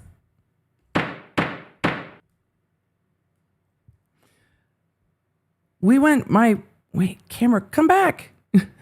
I'm trying to yeet court and it wasn't working. So we went to court. We reviewed the hearing from the 20th. What did we learn in the hearing from the 20th? Well, they mostly discussed the federal materials from the Karen Reed case. What materials will be given to the defense attorneys in the Miles King, Brian Walsh et set cases? There are 5 of them that Proctor is involved with where these materials are being turned over. And the prosecutor said, Your Honor, we have a federal protective order. We are allowed to turn over these 2 categories of materials. We reviewed, which was the first fight. The first fight was that the prosecution wasn't even allowed to review the federal materials because there was a protective order that only the prosecutors in the Reed case could review them, and the prosecutors in the Reed case weren't on these cases and then couldn't disclose them. So the prosecutors were like, we need to review it and determine what is discoverable to these attorneys in these cases. And the prosecution came into court on the 20th and said, we reviewed all the federal materials now that they finally got permission to review them. And we sought discovery of these few limited categories of items. And we were given permission to turn over the items that we asked to turn over under protective order. And we were given permission to turn over the index from the grand jury, from the feds, to show what items there are that the defense does not have. So what the court says is, you know what I'm going to need to do, and I don't want to do, but what I'm going to do is give the defense the index today. Let the defense determine if there's any items in there that they might need to ask for and go from there. So let's all meet back here next week on the 30th at 2 p.m. because then the defense will have had time to review the index. And after the court has reviewed it, or after the defense has reviewed it, then they can say, hey, we would like this. And what we heard about again was this like destroyer return date where the feds, when they turned over their grand jury information to the prosecutor's office to review, there was a deadline on that. Hey, you need to give us back this information or destroy it out of your system by this date. That is set by the feds. Give this back or destroy it off your systems. You guys aren't holding on to it. You don't just get to have it. Some of that information is being turned over to the defense in these cases. That's in addition to the new information. And the defense said what most of you said in the court, in the chat, because chat is wise. Chat is bae. Chat is hydrated. Chat goes to bed at a reasonable hour. Chat, most of you can parallel park well. Some of you, I'm not going to call you out because it's okay. It's not your vibe.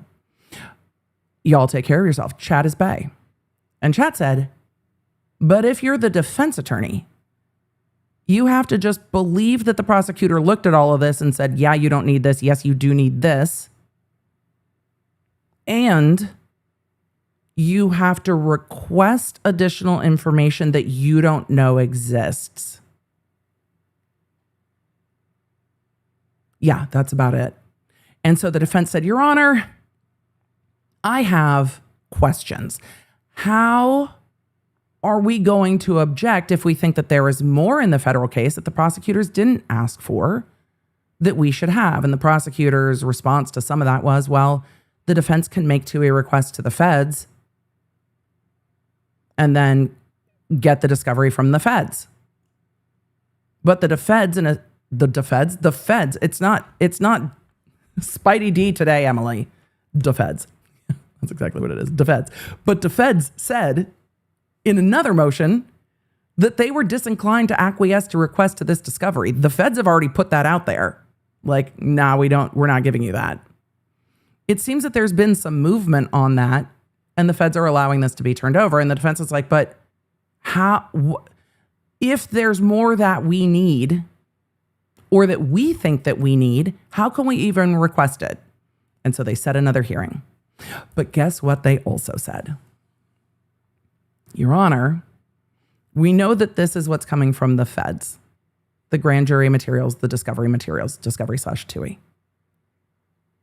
But we also have all of the other information coming from Trooper Proctor's personal cloud. So, all roads point back to Trooper Proctor's phone and Trooper Proctor's personal phone. And I hope that on the 30th, or at least from the hearing on the 30th, we will learn more about what was extracted. We have gotten like little nuggets of information with regard to Trooper Proctor's federal cell phone discovery. The federal cell phone discovery, Trooper Proctor didn't even know about until he was a witness at Karen Reed's grand jury. Well, no, until he was a witness at the grand jury regarding the Karen Reed case. I can't say it's Karen Reed's grand jury. That is misleading.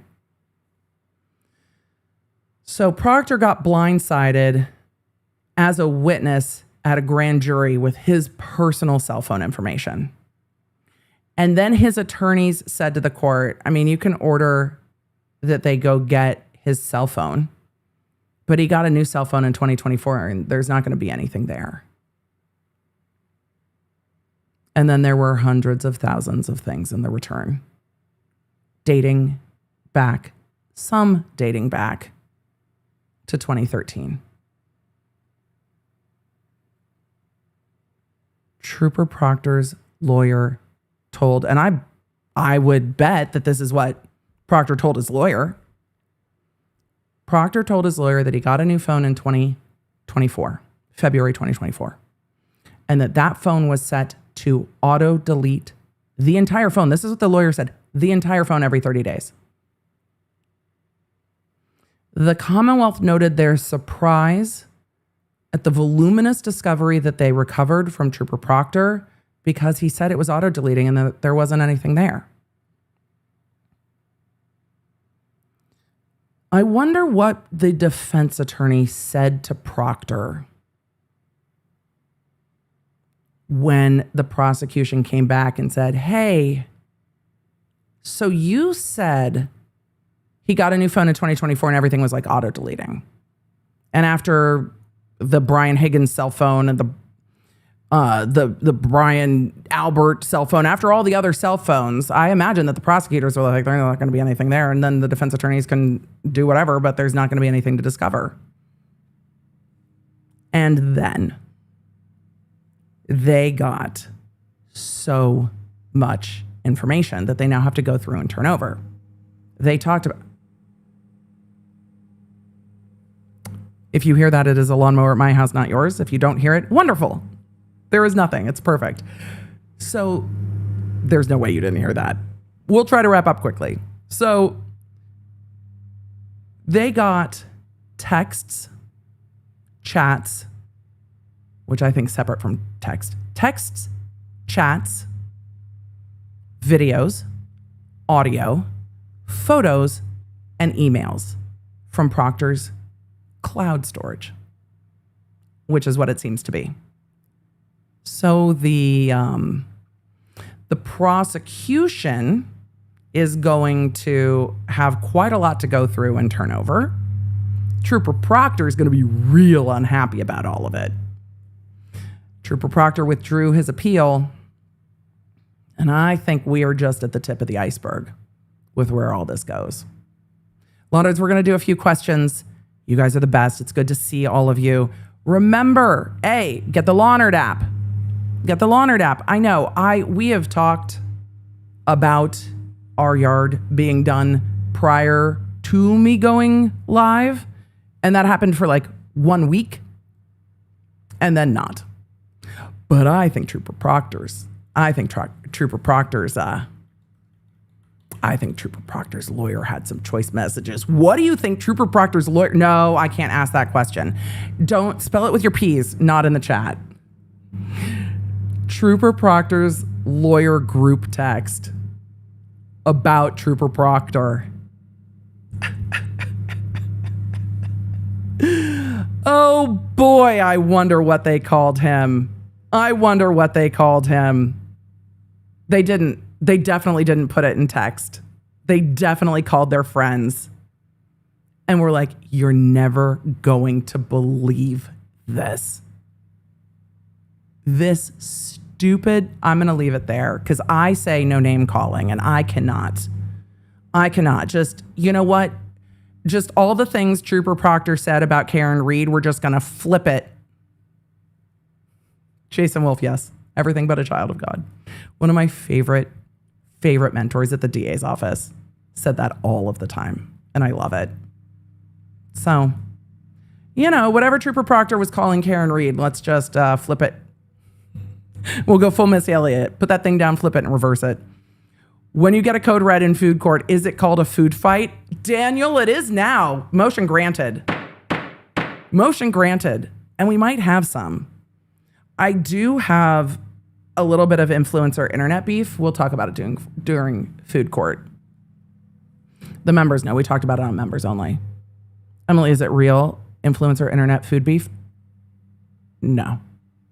It's one-sided beef with a fake spider trying to steal my bit. We'll talk about it during food court. Because I'm mad. Helen Nichols, hugs to you. Always a hard day. Lots of hugs. Lawnards, A, you guys are the best. B, social mail, you and everyone else in the chat asked about Proctor's pension and retirement.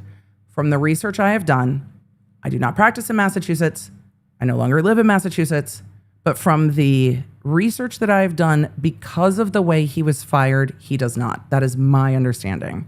Now, there may be, like, if he invested himself into like a 401k or something, he would probably still have rights to that, but not to things like a pension. But I would need to look into that further because it's been a minute. But the last time I did the research, it seemed to me that the work benefits he did not still get, but his own benefits that he had like paid towards, he would get. So, let's see. Dolly in the chat said, y'all, the Spidey D bucket is so cute. It really is. Enchanted Wing says a hedgehog tree burrow-sized hole. I mean, the wildest thing. Kim R said, I thought Proctor worked for MSP for 8 years because he didn't keep his retirement since he worked less than 10 years. I think also the nature of the firing offenses was part of it. How are their phone records from 2013? It's his personal phone. They grabbed his personal phone. Bubbles said, I bet Proctor had the damp dill Donna diarrhea post the phone dump. Oh, we've got to ask the Mystic Pickle.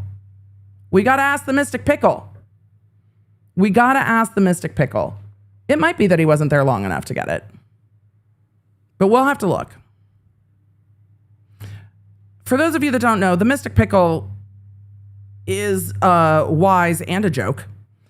But the pickle joke started, I think, back in Murdaugh. So those of you that are new law nerds, hi, welcome. The Mystic Pickle's fairly new. Yes, I linked it. If you were looking for the one that I use, I have an Amazon storefront. I do not tell you about it a lot. If you want to find things that I use, I just link them all there. If you want to find them. If not, Google Mystic Pickle if Amazon's back up today. But Arca's Chicken Gun said similar to a Magic 8 Ball. I needed a Magic 8 Ball, and then I saw that there was a Mystic Pickle. And since we already have the pickles and the yodeling pickle, we just needed a Mystic Pickle. And now we have more pickles to name. So we needed the Mystic Pickle. So we need to ask Mystic Pickle, I think, if Trooper Proctor has the bubble guts. Because I feel like Trooper Proctor, you know what though? His own hubris, the level of like delusion that he is living in might protect him from being stressed. It really might protect him from being stressed. Maybe he's just like, it's not me. This is everybody else's fault. How dare they do this to me? He might be wrapping himself in a cloak of victimhood at this point. But let's ask the Mystic Pickle. Hi, Travis. We were just going to ask the Mystic Pickle if Trooper Proctor has the bubble guts. Are you heading back to practice? Are you cleared? You all good? Feel good? All right. Okay, back to school. Bye, bud. Thanks for saying hi. He's like, Mystic Pickle. T is heading back to school after being clear. We will talk about T another day. It has been. He is feeling better. He is recovering. It's all the things. He is doing well, but we will talk about it. We will talk another day. Today is not the day. So, Mystic Pickle.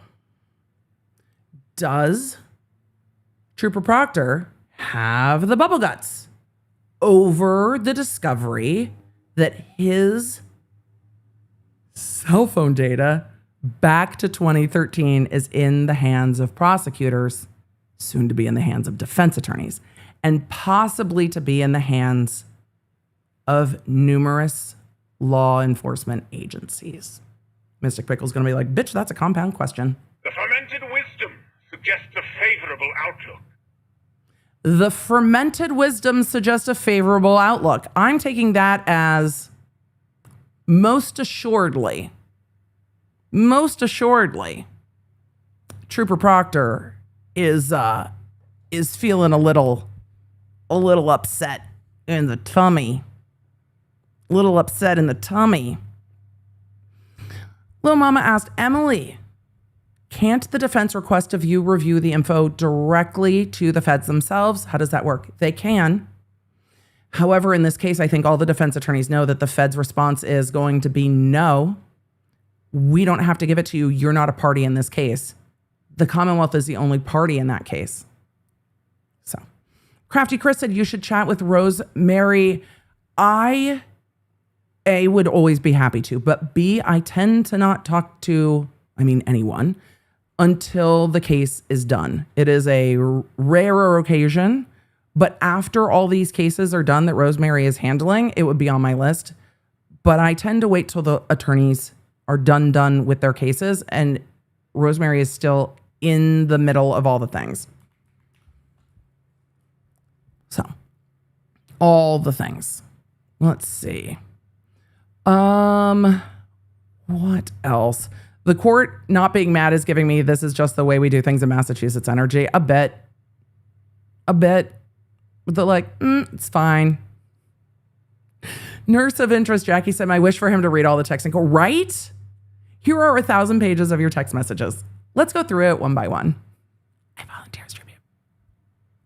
volunteer as tribute. Bird is the word 91 said EDB is the only place where you can say, shall we go to court? And have the same effect as asking a puppy, shall we go for walkies? Shall we all go to court? Yes. Yes, we shall. To all of our new members, welcome. Also, I forgot, I was going to give some memberships for launch day so you guys could play with the new emojis, and I forgot to do it earlier. That is totally on me. My apologies. It has been difficult. I need to make a note that some days I cannot reach the membership gifting without refreshing the chat. Give me 1 sec so we can gift some memberships. It is fighting with me at the moment. I'm gonna have to pop out a new chat every single time. This is one of those things I need to put on my list of things I forget to ask about that I need to ask about is hey, why can't I access that window from my chat? So when I click onto my video, you will inevitably hear some overlap of me talking because I will not be able to click mute fast enough. So, oh, wait, I can do this. Aha. That worked. Emily, you can mute your input. Yes, I can. We have to go to another window so I can give some memberships. So welcome, new members. I hope you enjoy the new emojis. For all of you that got to shop, that's fantastic.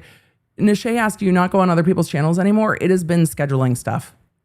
My schedule has been so limited.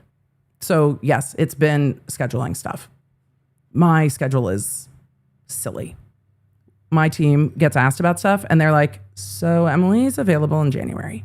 Right now I'm worse than trying to schedule a doctor's appointment. It's awful. But it's Bandtober. And so all of the band mom stuff does take up quite a bit of time, but that's what we're going to do. Ordinary you, if you were Proctor's attorney, what would you have said? To his face? I can't picture a universe where that would be the case. But it would start in the realm of what the fuck? First of all, don't embarrass me. I went to court and said all this was gone. And they're like, haha, no, it isn't. It would start with what the fuck? It would It would fucking start with what the fuck. Let's see. What else? PD is scanning the web before an Olivia Pope. Yeah, I don't know if MSP is going to find themselves an Olivia Pope to help with this situation. But yeah, they're trying to figure out what the fuck to do too. Tina K.S. Lawnard, thank you so much for the incredibly generous gift of memberships. Thank you. Jenny said, so happy to catch a live while traveling Germany. I hope the travel vibes of EDB Air are fantastic. It seems from most of your feedback about EDB Air that we will need subsequent EDB Air launches because y'all are loving it. Jenny said, is it possible for Morrissey to lose these records or are they protected somewhere other than the Commonwealth? I have questions about that, but the court has been made aware of them. So we can have some big issues if that's a problem. We could have some big issues.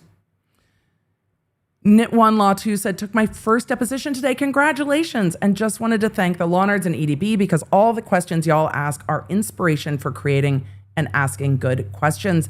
Knit1 Law 2, congratulations. I hope you had the most fun ever. Because depots are great. Vanessa said, my kiddo is doing marching band. Isn't it fun? I mean, it's Bandtober. It's busy, but it's so much fun.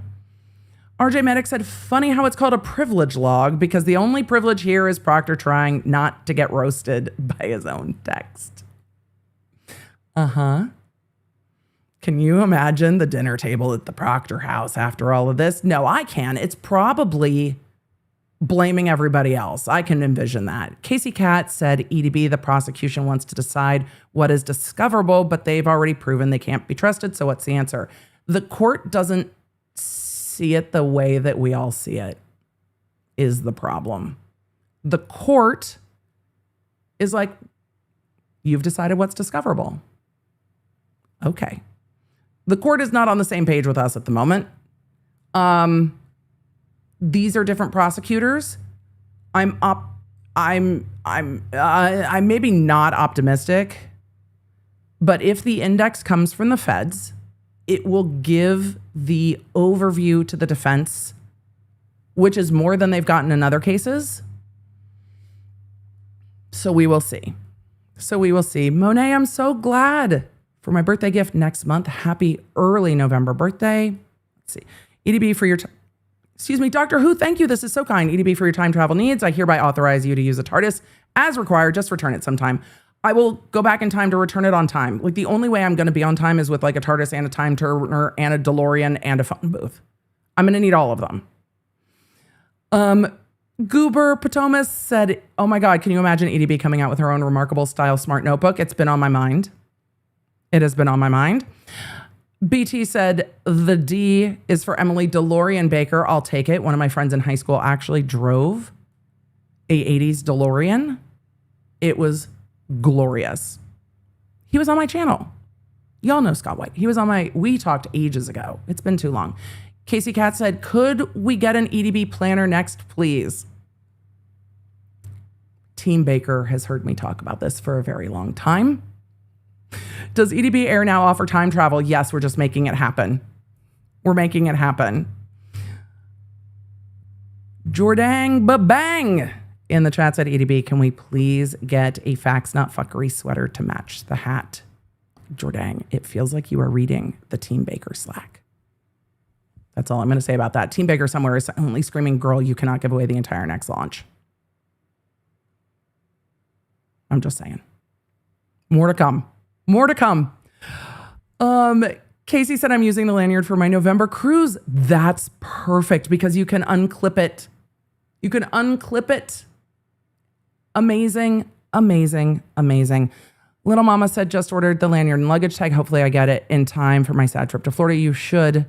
We ship out of Texas, so you should get it pretty quickly. I'm sorry that you have to settle your parents' estate. That is not easy. Hopefully the Lawnard merch will make you smile. The Lawnards are here for you. It is not easy, and it is a lot, and unfortunately, these are the conversations to be had in advance. All of the had in advance. All of it. Susan, I think I answered this earlier. The hoodie is navy. We will have black hoodies back. TJM coming with the dad jokes. And the thumbnail from the boys. Ever been to the Doritos farm? It's a cool ranch. I'm here for all of the dad jokes.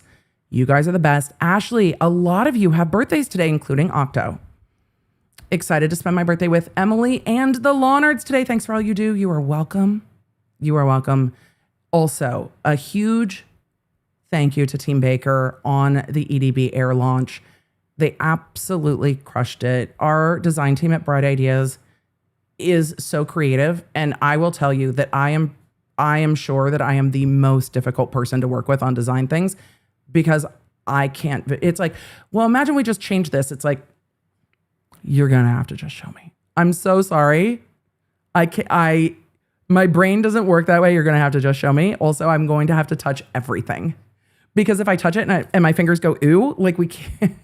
It might be great, but if I can't touch it, the Lawnards are also going to be with me. So everything is like, it has to be ready. We have to have no tags on anything. And all the tags on all of the Lawnard stuff is printed. We have to do all of the things. So it is a lot of work to get the launches. We are often restricted by what is available at a given time, what is available at a reasonable quantity at a given time, what is available within our requirements for durability, softness, price point, size range. And there are some things that when we look at them, we're like, that's great, but the manufacturer will not offer it in extended sizes. So we will not. Unless it is an oversized item that gives us some more room in a size range. So there are a lot of specifications that come down to our launches. It's so wonderful to see you all loving them and to see the design. And you will be seeing more. You will be seeing more EDB Air, I am sure, in the future. And those of you in the Lawnard Lounge, there are vibes that we will be carrying forward into our lounge spaces into the new year. So I'm excited for all of it. Truly, truly, truly. Brandon said, see, a true YouTuber, you broke print media. We definitely broke their brains. And it was so funny because my dad was just like, oh my God, they've never seen that. I'm like, it's hard to conceptualize if you do not do this with us. It's hard to conceptualize how many people the Lawnard community is. It really is difficult unless you're standing at like a concert going, oh, I've had live streams with more people than are in this stadium right now. It is difficult. Not for me, not for you, but for those outside of what we do. It's hard to explain what that's like. And it's really fun to see. Riri said, you're the best. No one else comes close. Thank you so much. I love this community. Look, you guys are the most fun. You guys are the most fun. Tracy was talking about my water polo team picture. Surrounded by the hot guys. Look, those goobers were my teammates. But yes, as the only girl on that team, there were definitely some times where I'm like, band kids, theater kids, y'all know this. Y'all know this. When you're just like looking at, you're like, no, we still have to teamwork together. We can't like play together because we have to teamwork together. Like we can't. Sometimes we might. Those are stories for another day. Those are stories for another day. LB, thank you for the gifted memberships. Katie, thank you. Said thank you for sharing this story. So cute regarding your parents. They are very proud because it really is a medium that they understand and they can kind of see the power of this community. And my mom shared a story that I had not heard before. My mom's like, but didn't your dad tell you? I'm like, no, my dad didn't tell me. Dad, what didn't you tell me? The best man in my parents' wedding was watching a trial with us, not realizing that my parents are my parents until it came up in a phone call where best man was telling my dad about watching stuff on the YouTubes. And my dad is like, oh, Emily is covering that trial. He was like, wait, Emily D. Baker. And my dad's like, yeah, the D, like our last name. And I'm like, that is a wild coincidence. And I needed to be on that phone call. So also, Bob, hi. And I was thrilled to hear that story because you never know who's watching. And generally, I think I'm being, I still apologize to John Stamos. I thought I was being trolled. I was not being trolled, but it was so funny.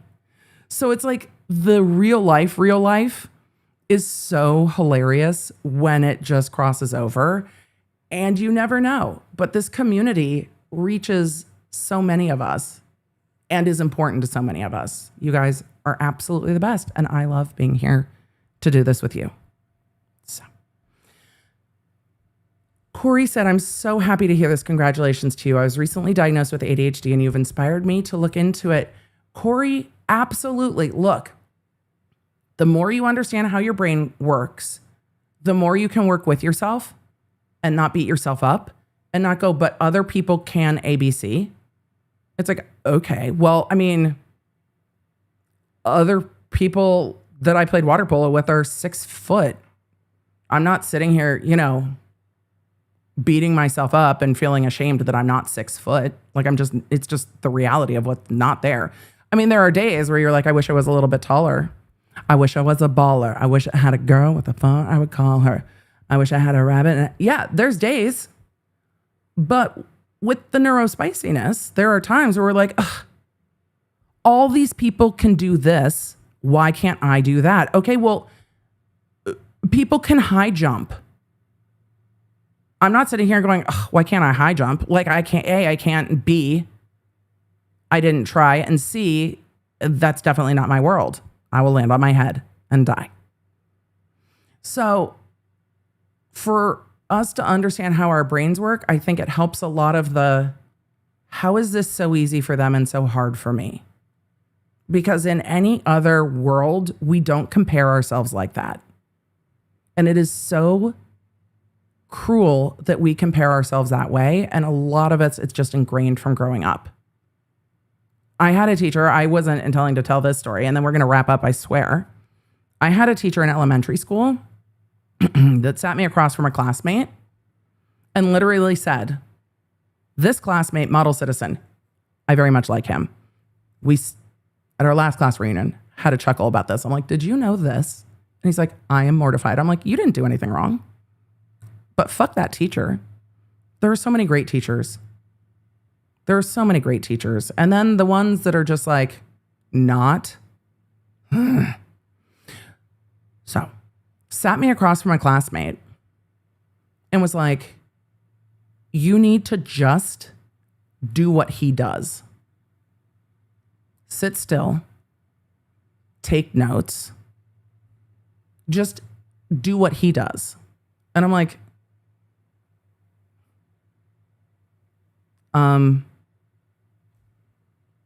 oh, okay.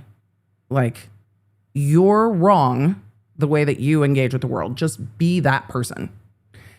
And so a lot of us just like, oh, I'm supposed to act like somebody else because everybody said act like somebody else. It's just because it was easier for them and they didn't have the bandwidth or desire or knowledge to actually be like, oh, maybe that's not actually possible. Right. Not possible. You're not going to tell somebody with a broken leg to stand there and hop on one leg. It's ridiculous. So why are we telling people who are like ADHD to like go into class and just sit still? It's the same thing. People just don't see it the same way. They're starting to. But I'm like, look, I'll take notes, but I'm not going to also generally be still. Also, I think it was, Allie said, because he was fucking perfect, right? The audacity. I think also that teachers put way too much stress on him. Because when he and I had that conversation, he was like, yeah, it was awful because there was no room for him either. Because when somebody puts that on you, that's like, you can never do anything wrong. It also restrains you from figuring out who you are. Just a mess. A mess. Jenny said, my 13-year-old adores you and will be thrilled, beyond thrilled. I promise. So proud of you, Em. Thank you. I will take all the praise from everyone else's teens and preteens. The Goods Girl said, thank you for keeping it real. You're welcome. Look, the things we have experienced shape us. That's what we're doing. That is the world that we live in. And if we can share it to make it a little bit more normal, we can make it a little bit more normal because it is. Oh yeah, Sit Still Look Pretty, 100%. I was just singing that the other day because I was watching all of the Bring It On movies. But it's the things we grew up with and we internalize, and then we're like, why can't I just do this the way this person can? Well, you're not them. And that's okay. All around about ADHD way to say, once you understand how your brain works, whether it's ADHD or auditory processing or visual processing, whether you have a mind's eye, whether you don't, whether you have visual processing, whether you don't, whether you have a internal dialogue, whether you don't, some people don't, or internal monologue, whether when you read books, you start to see it like a movie or you see nothing. If we understand how we work, then we can so much better engage with the world in the way that we work. And that is something that we all need, because just like there's no one type of cell phone. Also, Trooper Proctor still sticking with an iPhone. Like we didn't think to switch to Android or something. What the fuck? Like what the fuck?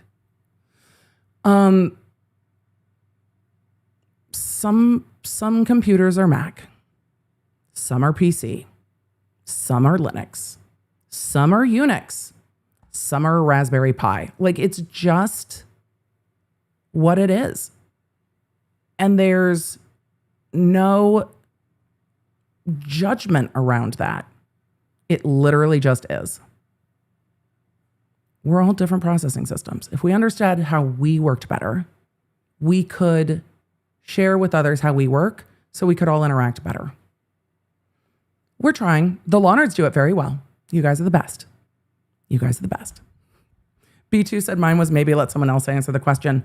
B2, I hear that your teacher said that, and I will just respond with, they're taking too long and they're wrong. So if we could just move on. Maybe don't be in charge. Okay, but then maybe someone else should just get it fucking done so we can all move on. You're moving too slow. It's not our fault we process faster. Ugh. Y'all are moving too slow. Can you pay attention more? Can you not be boring? Because if I'm riveted, I'm in. But if I'm not, I'm not. DK Cripple, good to see you, said, thank you, Emily, for this. I have cerebral palsy, and it was so hard in school because the comparison game was big. I have to fight it on the daily, even now 40 years later. I still fight it sometimes too. I also have really good friends who are just like, girl, stop it. Stop it. We also tend to downplay the things that come naturally for us, thinking that it's not unique or special. It's just like, oh, but that's easy for me, so it must not be valuable. Everything else is so fucking hard. It's true. We judge ourselves too harshly on the things that are challenges for us, and we do not give ourselves enough grace, credit, or kudos for the things that come more naturally to us. And we can all do that. I try to do that. We all can do that better. So, chat, replay crew, drop in the comments. This is going to make some of you real fucking uncomfortable. It's okay. We're just friends. It's just a few of us on the internet. Drop something you do excellently in the chat. Drop something that you're proud of that you do excellently in the comment section. I'm really excited to see what you share because you guys are amazing. So share it in the chat, the things that you do well. Say something nice about yourself. Do it. I can't wait to go back and read it. I can't wait. And if it's hard, it's okay. But do it anyway. Because you guys are amazing. Law nerds, I love you. You guys are funny as fuck. You're hydrated. And you're just a damn good time to be with on the internet.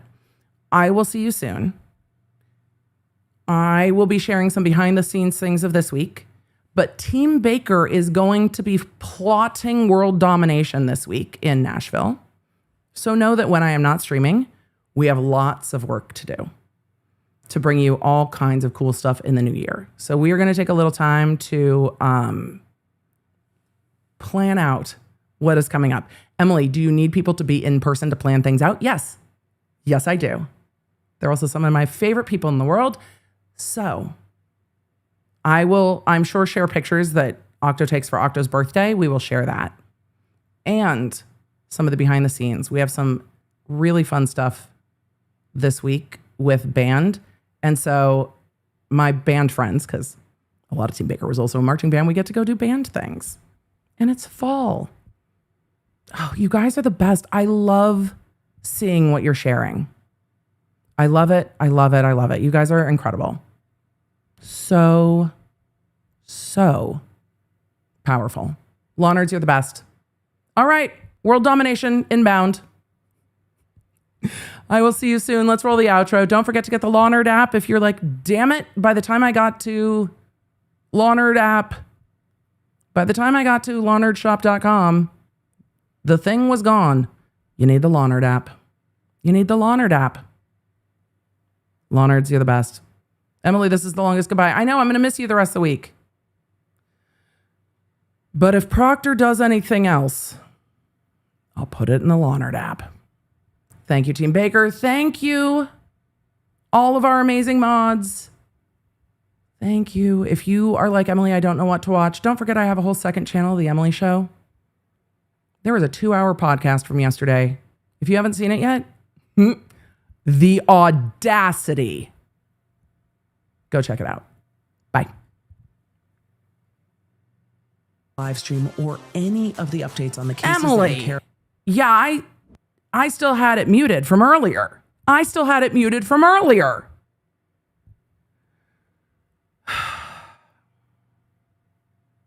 No.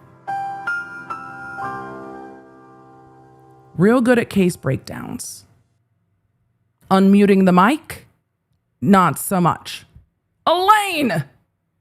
I still can't get over it. Bye. Thank you for joining me. Make sure you don't miss a live stream or any of the updates on the cases that you care about most with the Law Nerd app at lawnerdapp.com. It's a free download on iOS and Android so I can keep you in the loop. Because you never know when something's going to pop off. Thanks for being here and thanks for being a Law Nerd.